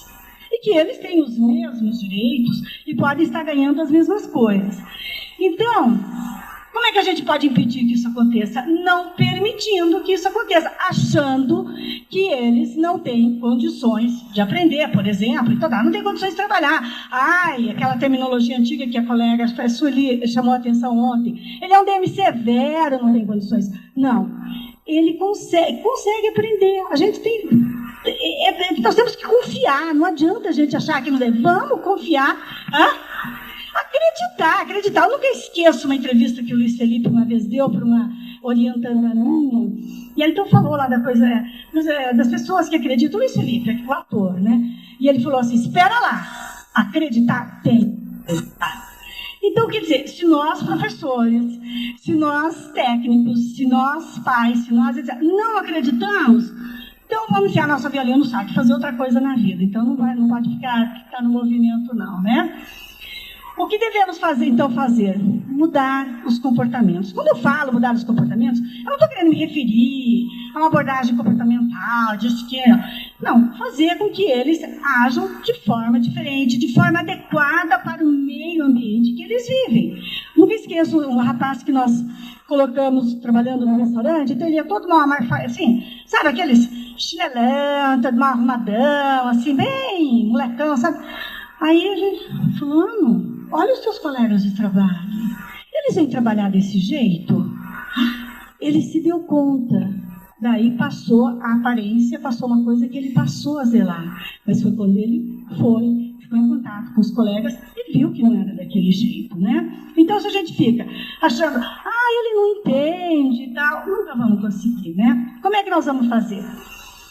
Deixando viver e conviver, né, com outras pessoas, ensinando o que é útil para a vida deles, para a nossa vida, e tornando independentes. É colocar na situação, é ensinar, e depois, aos poucos, ir tirando ajuda, e tirando os apoios que está aí na definição de deficiência mental, né? E daí? Como é que a gente tem que fazer com que eles se sintam valorizados? Ter uma profissão, pagando e gerando impostos. Então é isso, infelizmente, todos nós pagamos impostos, desde quando cai na malha fina, essas confusões, é o normal da vida, todos nós estamos nisso, nós não falamos tanto de inclusão, é viver da mesma forma que nós vivemos. Eles querem a mesma coisa, querem ter as mesmas oportunidades, né? Então, o que nós temos que fazer? Ensiná-los a perceber que são capazes, pois se isso for feito, poderão trabalhar como qualquer um de nós, para mostrar que é capaz. Tratá-los como tratamos qualquer pessoa, não, coitadinho, ele não pode, não existe isso, né? Mas isso não significa que devemos aceitar os seus comportamentos inadequados. Então a criança chega e me dá um chute na canela, e eu tenho que aceitar porque ele é deficiente mental, porque ele diz, não, tem que mostrar que não é assim não, que corrigir, né? Ajudá-los para que não sejam tão diferentes, porque, gente, se a gente permite que esses comportamentos inadequados se instalem, que fiquem aí, eles vão ser muito diferentes de todos. Aí se vai aí, nós vamos incluir, ele tem condições, ele academicamente lê, escreve e tal. O que vai acontecer? Ele vai ser muito diferente na escola dele, as crianças não vão querer brincar com ele, não vão querer aceitá-lo, porque ele briga, ele empurra, ele dá chute. Não é bem assim, né? E também ajudar a comunidade a entendê-los, pois alguns comportamentos nunca vão se modificar. Ele é daquele jeito e vai ser. Se ele tem algum comportamento autista, tal, por mais que a gente consiga, alguma coisa fica. De repente fica algum tique, de repente tem uma forma. Nós também temos coisas que a gente não consegue mudar. Por mais que nos esforcemos, tem muitas coisas que nós conhecemos as nossas deficiências, as nossas limitações. Então tem muitas coisas que a gente não vai conseguir assim estar mudando com tanta tranquilidade, né? Então, como é que a gente poderia estar fazendo, né, tudo isso daqui? Existe a proposta, né, de um currículo ecológico funcional. Esse currículo já foi descrito por vários autores. Por exemplo, aqui, né? Por exemplo, a doutora Judith LeBlanc, ela é uma pesquisadora americana da Universidade de Kansas, que tem um projeto em Lima, no Peru, onde ela fica 6 meses em Lima, 6 meses na Universidade de Kansas. Ela chama de currículo ecológico funcional. A doutora Mary Falvey chama de currículo baseado na comunidade. O doutor Lubrão, que chama de currículo funcional. A professora Maria Cecília Cardoso, que era do Rio de Janeiro, que voltou para os Estados Unidos, tem um livro, 2 livros publicados pela CORD, são o número 1 e o número 2, se vocês não têm, procurem ver se a CORD ainda tem, peçam esse livro. Ela chama de currículo ecológico. Então, existem esses livros, distribuição gratuita da CORD, peguem aí, procurem, né? Então, o que ela coloca? Ela diz o seguinte, mais ou menos um pouco no que foi falado hoje de manhã, né? O currículo é um delineamento de instruções que inclui objetivos para o aluno e procedimentos para o professor, né? Geralmente ele tem uma orientação teórica e filosófica, que a Soraya já falou isso hoje, o Osório reforçou. E se o currículo, isso aqui é muito importante, de uma escola inclui atividades e procedimentos que fazem a aprendizagem divertida e a prova de fracasso, os alunos apresentarão progresso. Então, é dessa forma que nós temos que trabalhar. É de uma forma, quer dizer, nunca vou poder exigir dele uma coisa que nós sabemos que ele não vai conseguir. Nós temos que começar das coisas que nós sabemos que ele... daquilo que ele já sabe. Então, por isso que é tão importante numa avaliação, numa observação da criança, você está levantando os pontos fortes e os pontos fracos. Porque para nós é muito fácil falar, ele não sabe, não é capaz, não. Mas o que ele tem que ele consegue? Então, daí, em cima disso que ele consegue, nós irmos construindo, irmos ajudando aquilo que ele precisa de saber e não está conseguindo saber. E tudo isso porque se nós começamos exigindo objetivos muito altos, a aprendizagem vai ser uma coisa maçante, ele não consegue, a gente está ensinando uma coisa que ele não consegue fazer, não consegue devolver para a gente, lógico, vai ficando uma coisa insuportável, aversiva. Então a aprendizagem tem que ser dessa forma, né? Outra coisa que também acontece, o que é esse currículo, né? Ele facilita o desenvolvimento das habilidades potenciais, permitindo sua participação nos ambientes integrados, levando em consideração as relações recíprocas entre o indivíduo e seu meio social. Não podemos esquecer disso nunca na vida.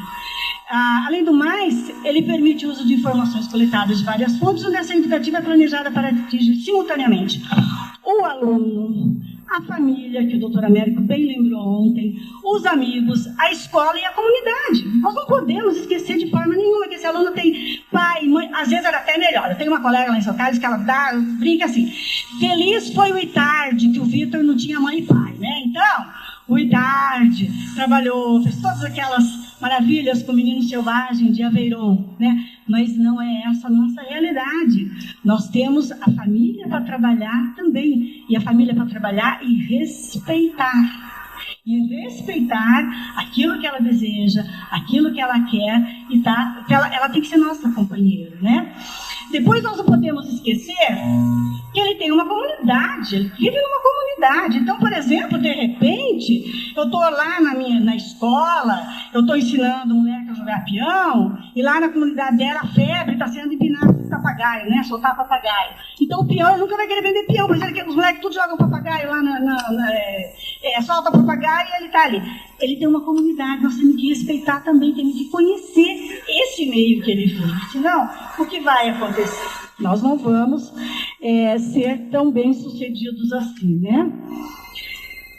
Então, o que essa doutora Leblanc fala, como é que deve ser o planejamento, né, educacional, programa educacional? Então, ela coloca que o programa educacional ideal, né, para uma criança com deficiência mental é que ele se preocupa com as investigações das variáveis que influenciam a aprendizagem, né? 3 situações são essenciais, né? Primeiro, cada aluno deveria ter o seu próprio programa. Todos nós somos diferentes. Não é só o aluno da educação especial, não. Todos nós deveríamos ter o nosso plano individualizado. Estava conversando hoje de manhã, perguntando ao professor Flávio, na hora do almoço, do professor Forrest Novo. Ele teve uma época no Paraná, ele trabalhava muito com essa coisa do planejamento individualizado. Então, veja, uma criança da rede, por exemplo, meu sobrinho, por exemplo, foi um menino que teve bastante dificuldade em acho que era inglês lá, que ele não gostava muito. Então, veio a energia, ele perigrava de reprovar porque ele não ia bem no inglês.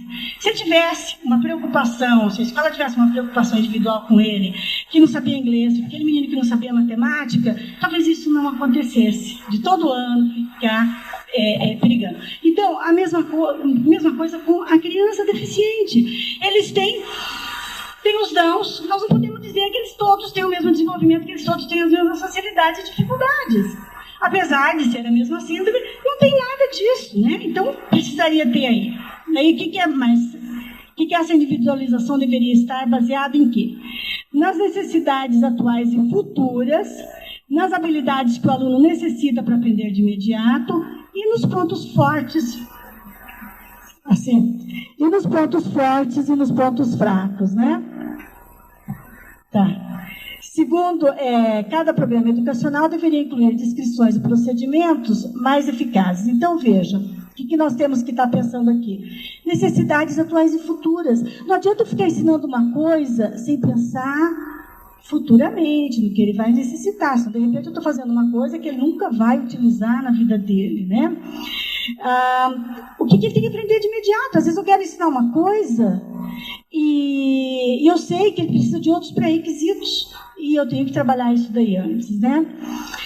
E então, fazendo isso, evidentemente, né, o que vai acontecer, né? Cada programa deveria ter um plano de avaliação contínua. A Soraya falou isso de manhã. O nosso problema no Brasil é a falta de registro, né? Nós temos bastante dificuldade de registrar o que nós fazemos. Então, estava conversando aqui com a colega de João Pessoa, que estava colocando aquele trabalho bonito que ele fez em João Pessoa, na quadra, né, de levar as crianças e trazer as crianças da comunidade, formar times e etc. Você tem registrado? Ele falou, tenho. Falei, então tem até o dia 12 para mandar para o Congresso, que é uma experiência muito bonita que a gente não pode deixar de ver, né? Então, o registro é muito importante. Oi. Aham.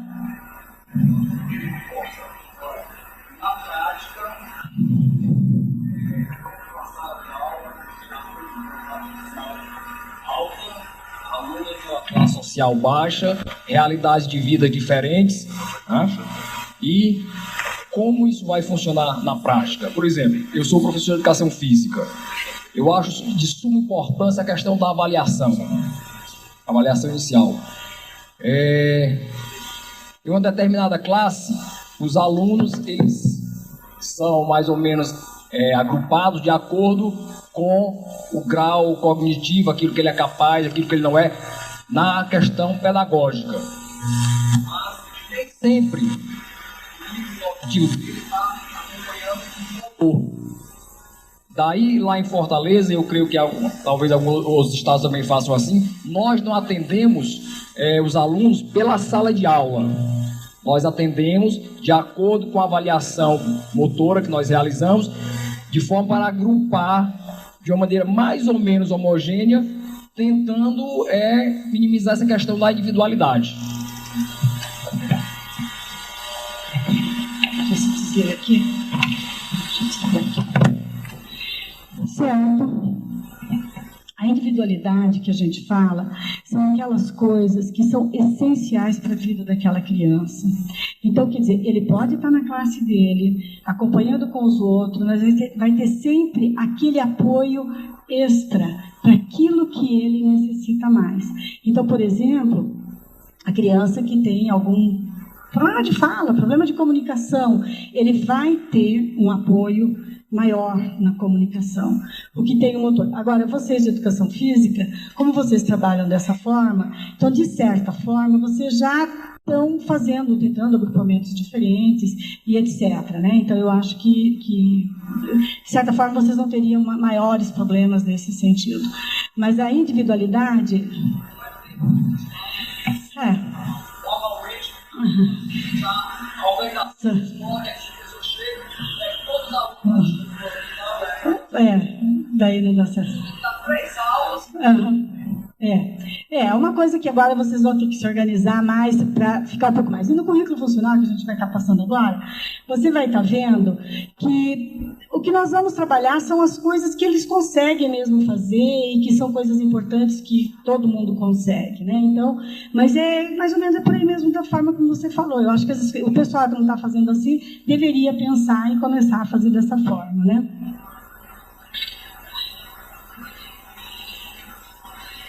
Então, o que nós temos que pensar quando a gente está delineando, né, um currículo e tal, né? Primeiro, seria o levantamento da realidade através de instrumentos como, né, já foi mais ou menos falado. Informações gerais sobre o aluno. Nós temos que saber um pouco do nosso aluno, não temos? Na nossa escola, a gente tem essas informações, cada aluno tem seu prontuário, então nós temos que estar levantando isso daí, né? Então, do aluno, sua família, seu ambiente social imediato. Existem programas que, quando o professor assume a classe, ele tem às vezes até 2 meses para conhecer a realidade do seu aluno. Então, baseado na realidade, por quê? Ele não vai fazer o serviço do assistente social, saber renda, quanto que a família ganha, quantos cômodos tem a casa, se tem geladeira, fogão, não é nada disso. Ele vai lá, vai conversar com aquela família, vai ver as condições que aquela criança vive.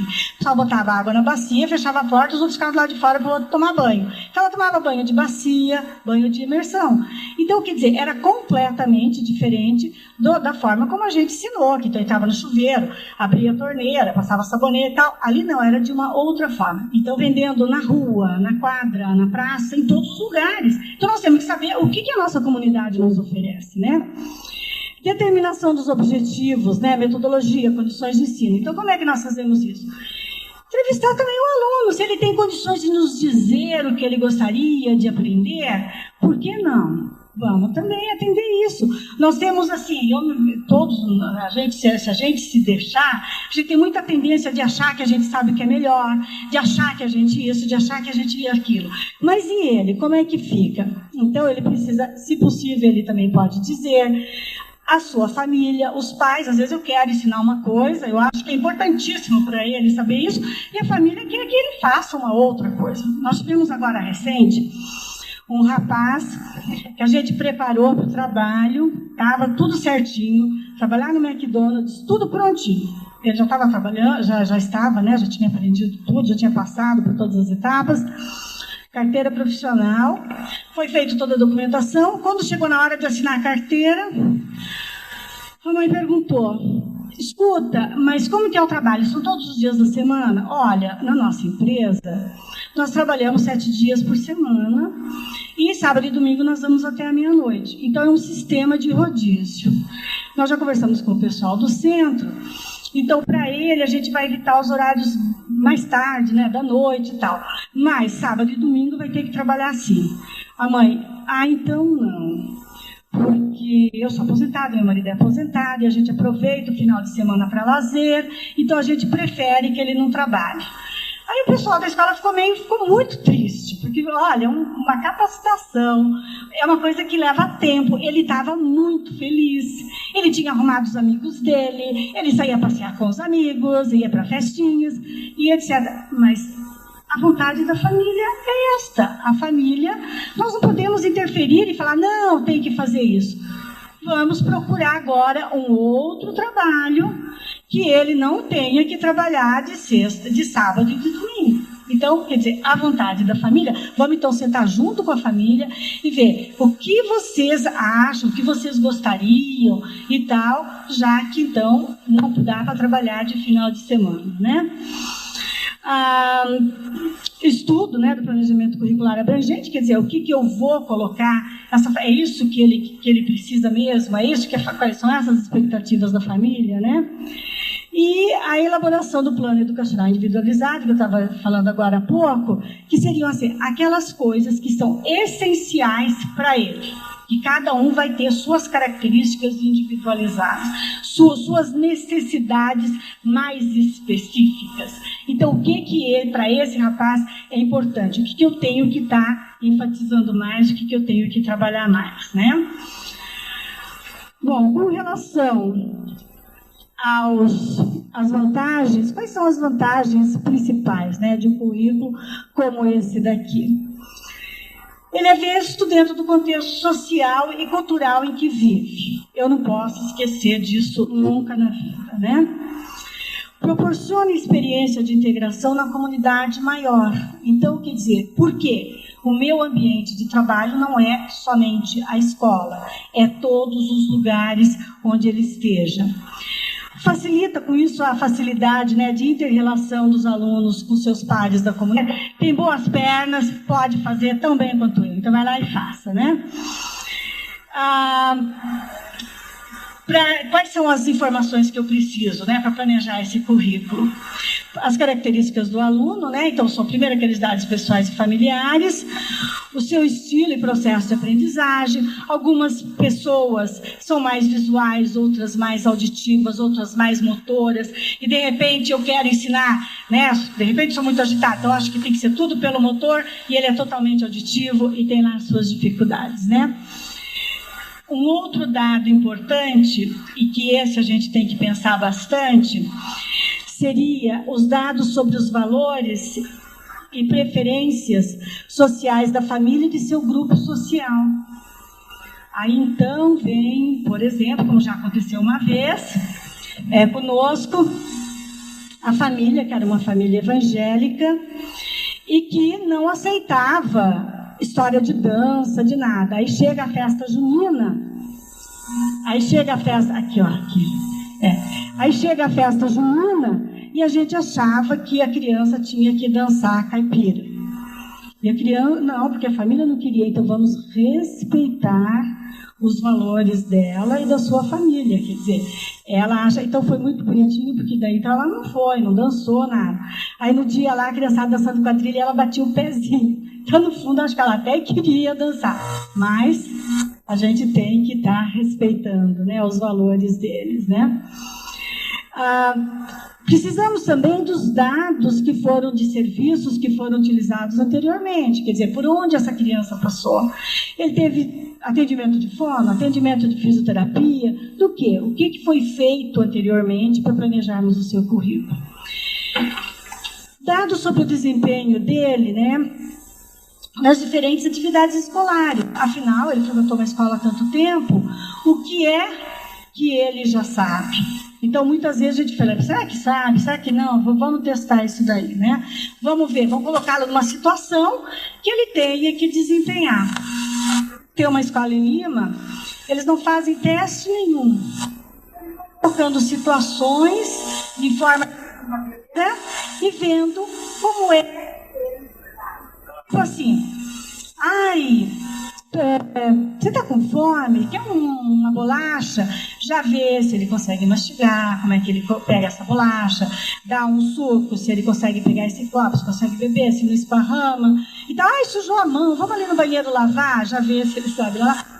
E assim, então vai vendo todas essas situações aí, sem aplicar nada, né? Depois, também, os dados sobre a escola atual e suas reais possibilidades. Porque eu acho que e de repente,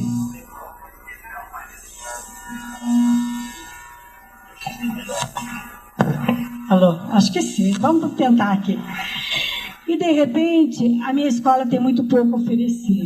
Então eu tenho que ser bastante honesta com a família e dizer, olha, infelizmente, era melhor eu procurar a escola tal, eu não tenho condições de atender, e etc, etc, né? Depois, as condições, o conhecimento do meio social, que a gente já falou, só estou recordando rapidinho, que seria da culturas e valores, do grupo social ao qual ele pertence, os serviços oferecidos e as oportunidades de participação e trabalho na comunidade. Como que é a minha comunidade? É uma comunidade aberta? Eu acho que a gente tem que se impor assim, bem, sabe? E vai hoje, vai amanhã. Eu me lembro quando a gente começou com a escola especial na minha cidade, no interior do Paraná, quando tinha desfile, a escola especial não desfila. Eles não desfilam, porque a comunidade não está preparada para. Olha que burrice, né? Eu não tenho nem um pouco de vergonha de falar, pois a gente pensava desse jeito, né? Graças a Deus que a gente mudou. Hoje, é a escola especial que abre os desfiles, quando tem desfile na cidade. Tá certo que, de repente, na primeira vez foi meio que impacto, você entendeu? Depois todo mundo se acostumou. Nós tivemos um congresso da Federação Estadual, tivemos um agora no ano passado e tivemos um outro em 92, eu acho que foi, 92. E foi o pessoal do Fé e Luz, não sei se vocês conhecem o movimento Fé e Luz.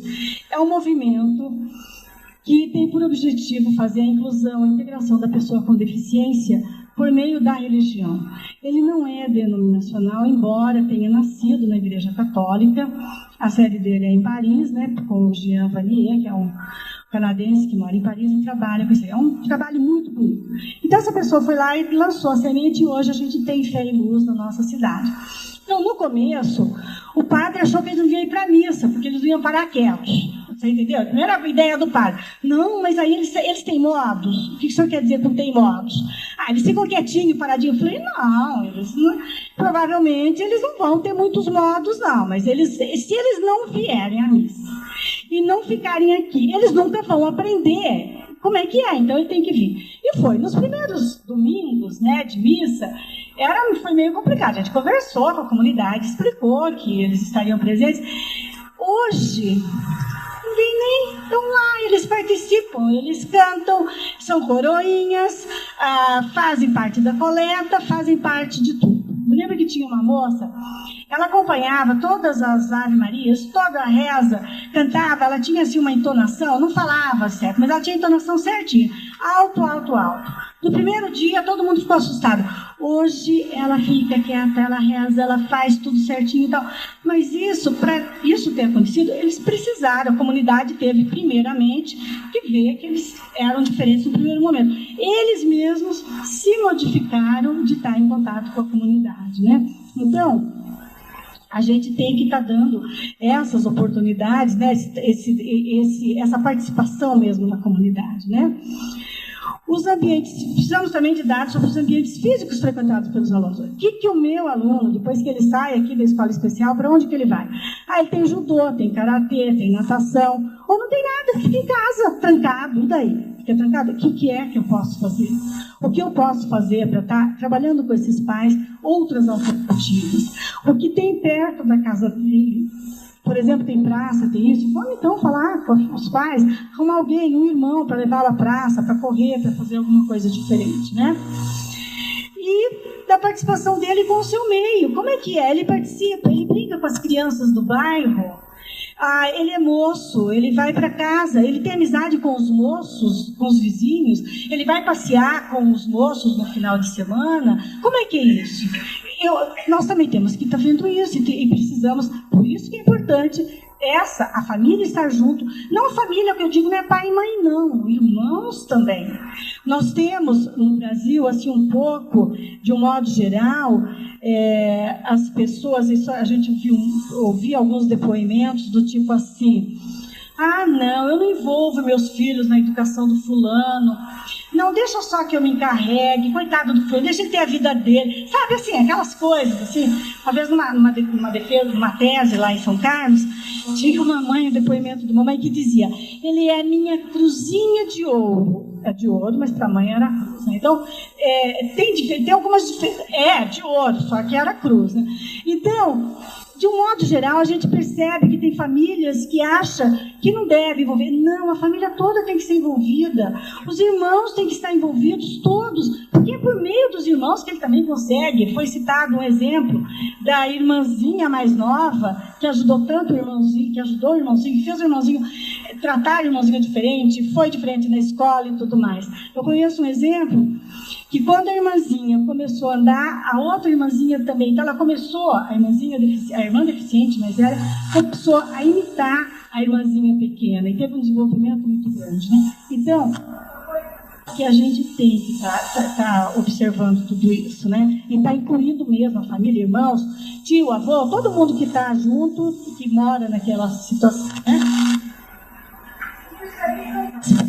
Que nós devemos considerar quando nós vamos montar o currículo, tá? Então, isso, um currículo funcional. Primeiro, funcionalidade. Ele tem que... O que é esse currículo funcional? Ele tem que facilitar o desenvolvimento de habilidades essenciais e a participação do indivíduo em uma variedade de ambientes integrados. Então, quer dizer, a primeira coisa é a funcionalidade. Segundo, idade cronológica. Adequação à idade cronológica. Vamos acabar com os inhos. Nada de inho, Joãozinho, Mariquinha. Não. Fulano de tal. O seu fulano de tal. Né? Nada dessas coisas. Há umas coisas assim que a gente, né? Isso é uma coisa que está todo mundo tentando vencer a história do tio e da tia. Quando é pequeno, tudo bem, tio e tia. Agora, você inserir lá no mercado de trabalho e chamar o chefe de tio, é meio chato, dá até vergonha assim na gente. Teve um nosso que fez isso. Ô tio, aí dizia, lá todo branco, né? Linguiça direito, foi meu, não sou teu tio, não. Entendeu? Além de não ser verdade. A verdade. Então, essa coisa do tio e tia, realmente, a gente tem que cuidar. E respeitar a idade deles mesmo. Por exemplo, na questão da educação sexual, a gente achar, a Conceição está aqui, que deve ter mil experiências nesse sentido, achar que nunca cresceram. Não é nada disso, não. Eu me lembro uma vez, um grande especialista, um terapeuta familiar, dando uma palestra, depois abriu para os pais, né, que quisessem conversar com ele. Chegou lá esse casal, que tinha um problema muito sério para conversar com ele. O filho dele estava apresentando um problema muito sério. Então, qual que era o problema muito sério? Eles tinham 3 filhos, um de 17, um de 18 e um de 19. 3 capazes. O de 18 era o que apresentava deficiência mental. Qual que era o grande problema? Olhar revistas pornográficas. Aí o terapeuta perguntou para os pais, escuta, mas qual que é o problema de olhar a revista? Ele abre a revista, sim, a hora que está todo mundo sentado para o jantar? Não, escondidinho. Ele vai lá para o portão e fica, olha aqui. Não, escondidinho. Quando chega visitas, ele pega, não. E a mãe, mas olha, ele esconde bem escondidinho, olha, ele põe debaixo do colchão. Eu descobri. Aí ele pôs em cima do guarda-roupa, eu descobri. Você sabe onde que ele enfiou agora? Debaixo, ele tirou a última gaveta e enfiou lá debaixo. Mas eu descobri. Ele falou assim, minha senhora, o seu filho não está fazendo nada de errado. O seu filho de 17 olha as revistas. É lógico. E o de 19 também. E por que eles podem, a senhora não se importa? Porque eles não são deficientes. Ele é deficiente. Minha senhora, ele está tendo um comportamento normal de um rapaz da idade dele. Seria anormal se ele pegasse a revista, a hora que está todo mundo assistindo televisão e ficasse se masturbando na frente de todo mundo. Não, nem sei se ele faz isso, credo, meu senhor. Nem nunca ouvi falar nisso. Então, gente, e eu tenho certeza que esses pais saíram muito tristes. Porque eu acho que eles queriam que essa terapeuta familiar dissesse, não, bate nele, põe de castigo, queima, faz uma fogueira. Não, ele só tentou dizer que era um comportamento normal. Então, da idade cronológica, a gente tem que ter bastante cuidado, até mesmo com o trabalho que nós vamos fazer. Quer dizer, se nós temos um currículo baseado em escalas de desenvolvimento, o que vai correr o risco? Então tá, ele tem uma idade mental aí de 5, 6 anos, de repente está trabalhando com uma idade mental de 5, 6 anos? Não, está trabalhando com brinquedos, com materiais, com motivos infantis? Não. Então a gente tem que ter bastante cuidado com relação a isso. Os ambientes naturais. São os ambientes, são aqueles que são frequentados por pessoas não deficientes, né? Então, ali que vai ser a nossa fonte de trabalho. A importância da utilização desses aspectos para as situações de ensino, por que ela é tão importante? Facilita a generalização das habilidades adquiridas. Tivemos agora um exemplo claro disso daqui. Lá no McDonald's, o rapaz tem que aprender, ele tinha que servir refrigerante. E daí teve um baita nó, ele não sabia o que era pequeno, médio e grande. Embora ele tivesse sido trabalhado nisso daí na escola. Se você pegasse um papel, desenhasse um círculo, um desenho, qualquer coisa, um grande e pequeno, qual que é o pequeno ele apontava, qual que é o grande ele apontava. Mas na hora lá de servir o refrigerante ele não sabia.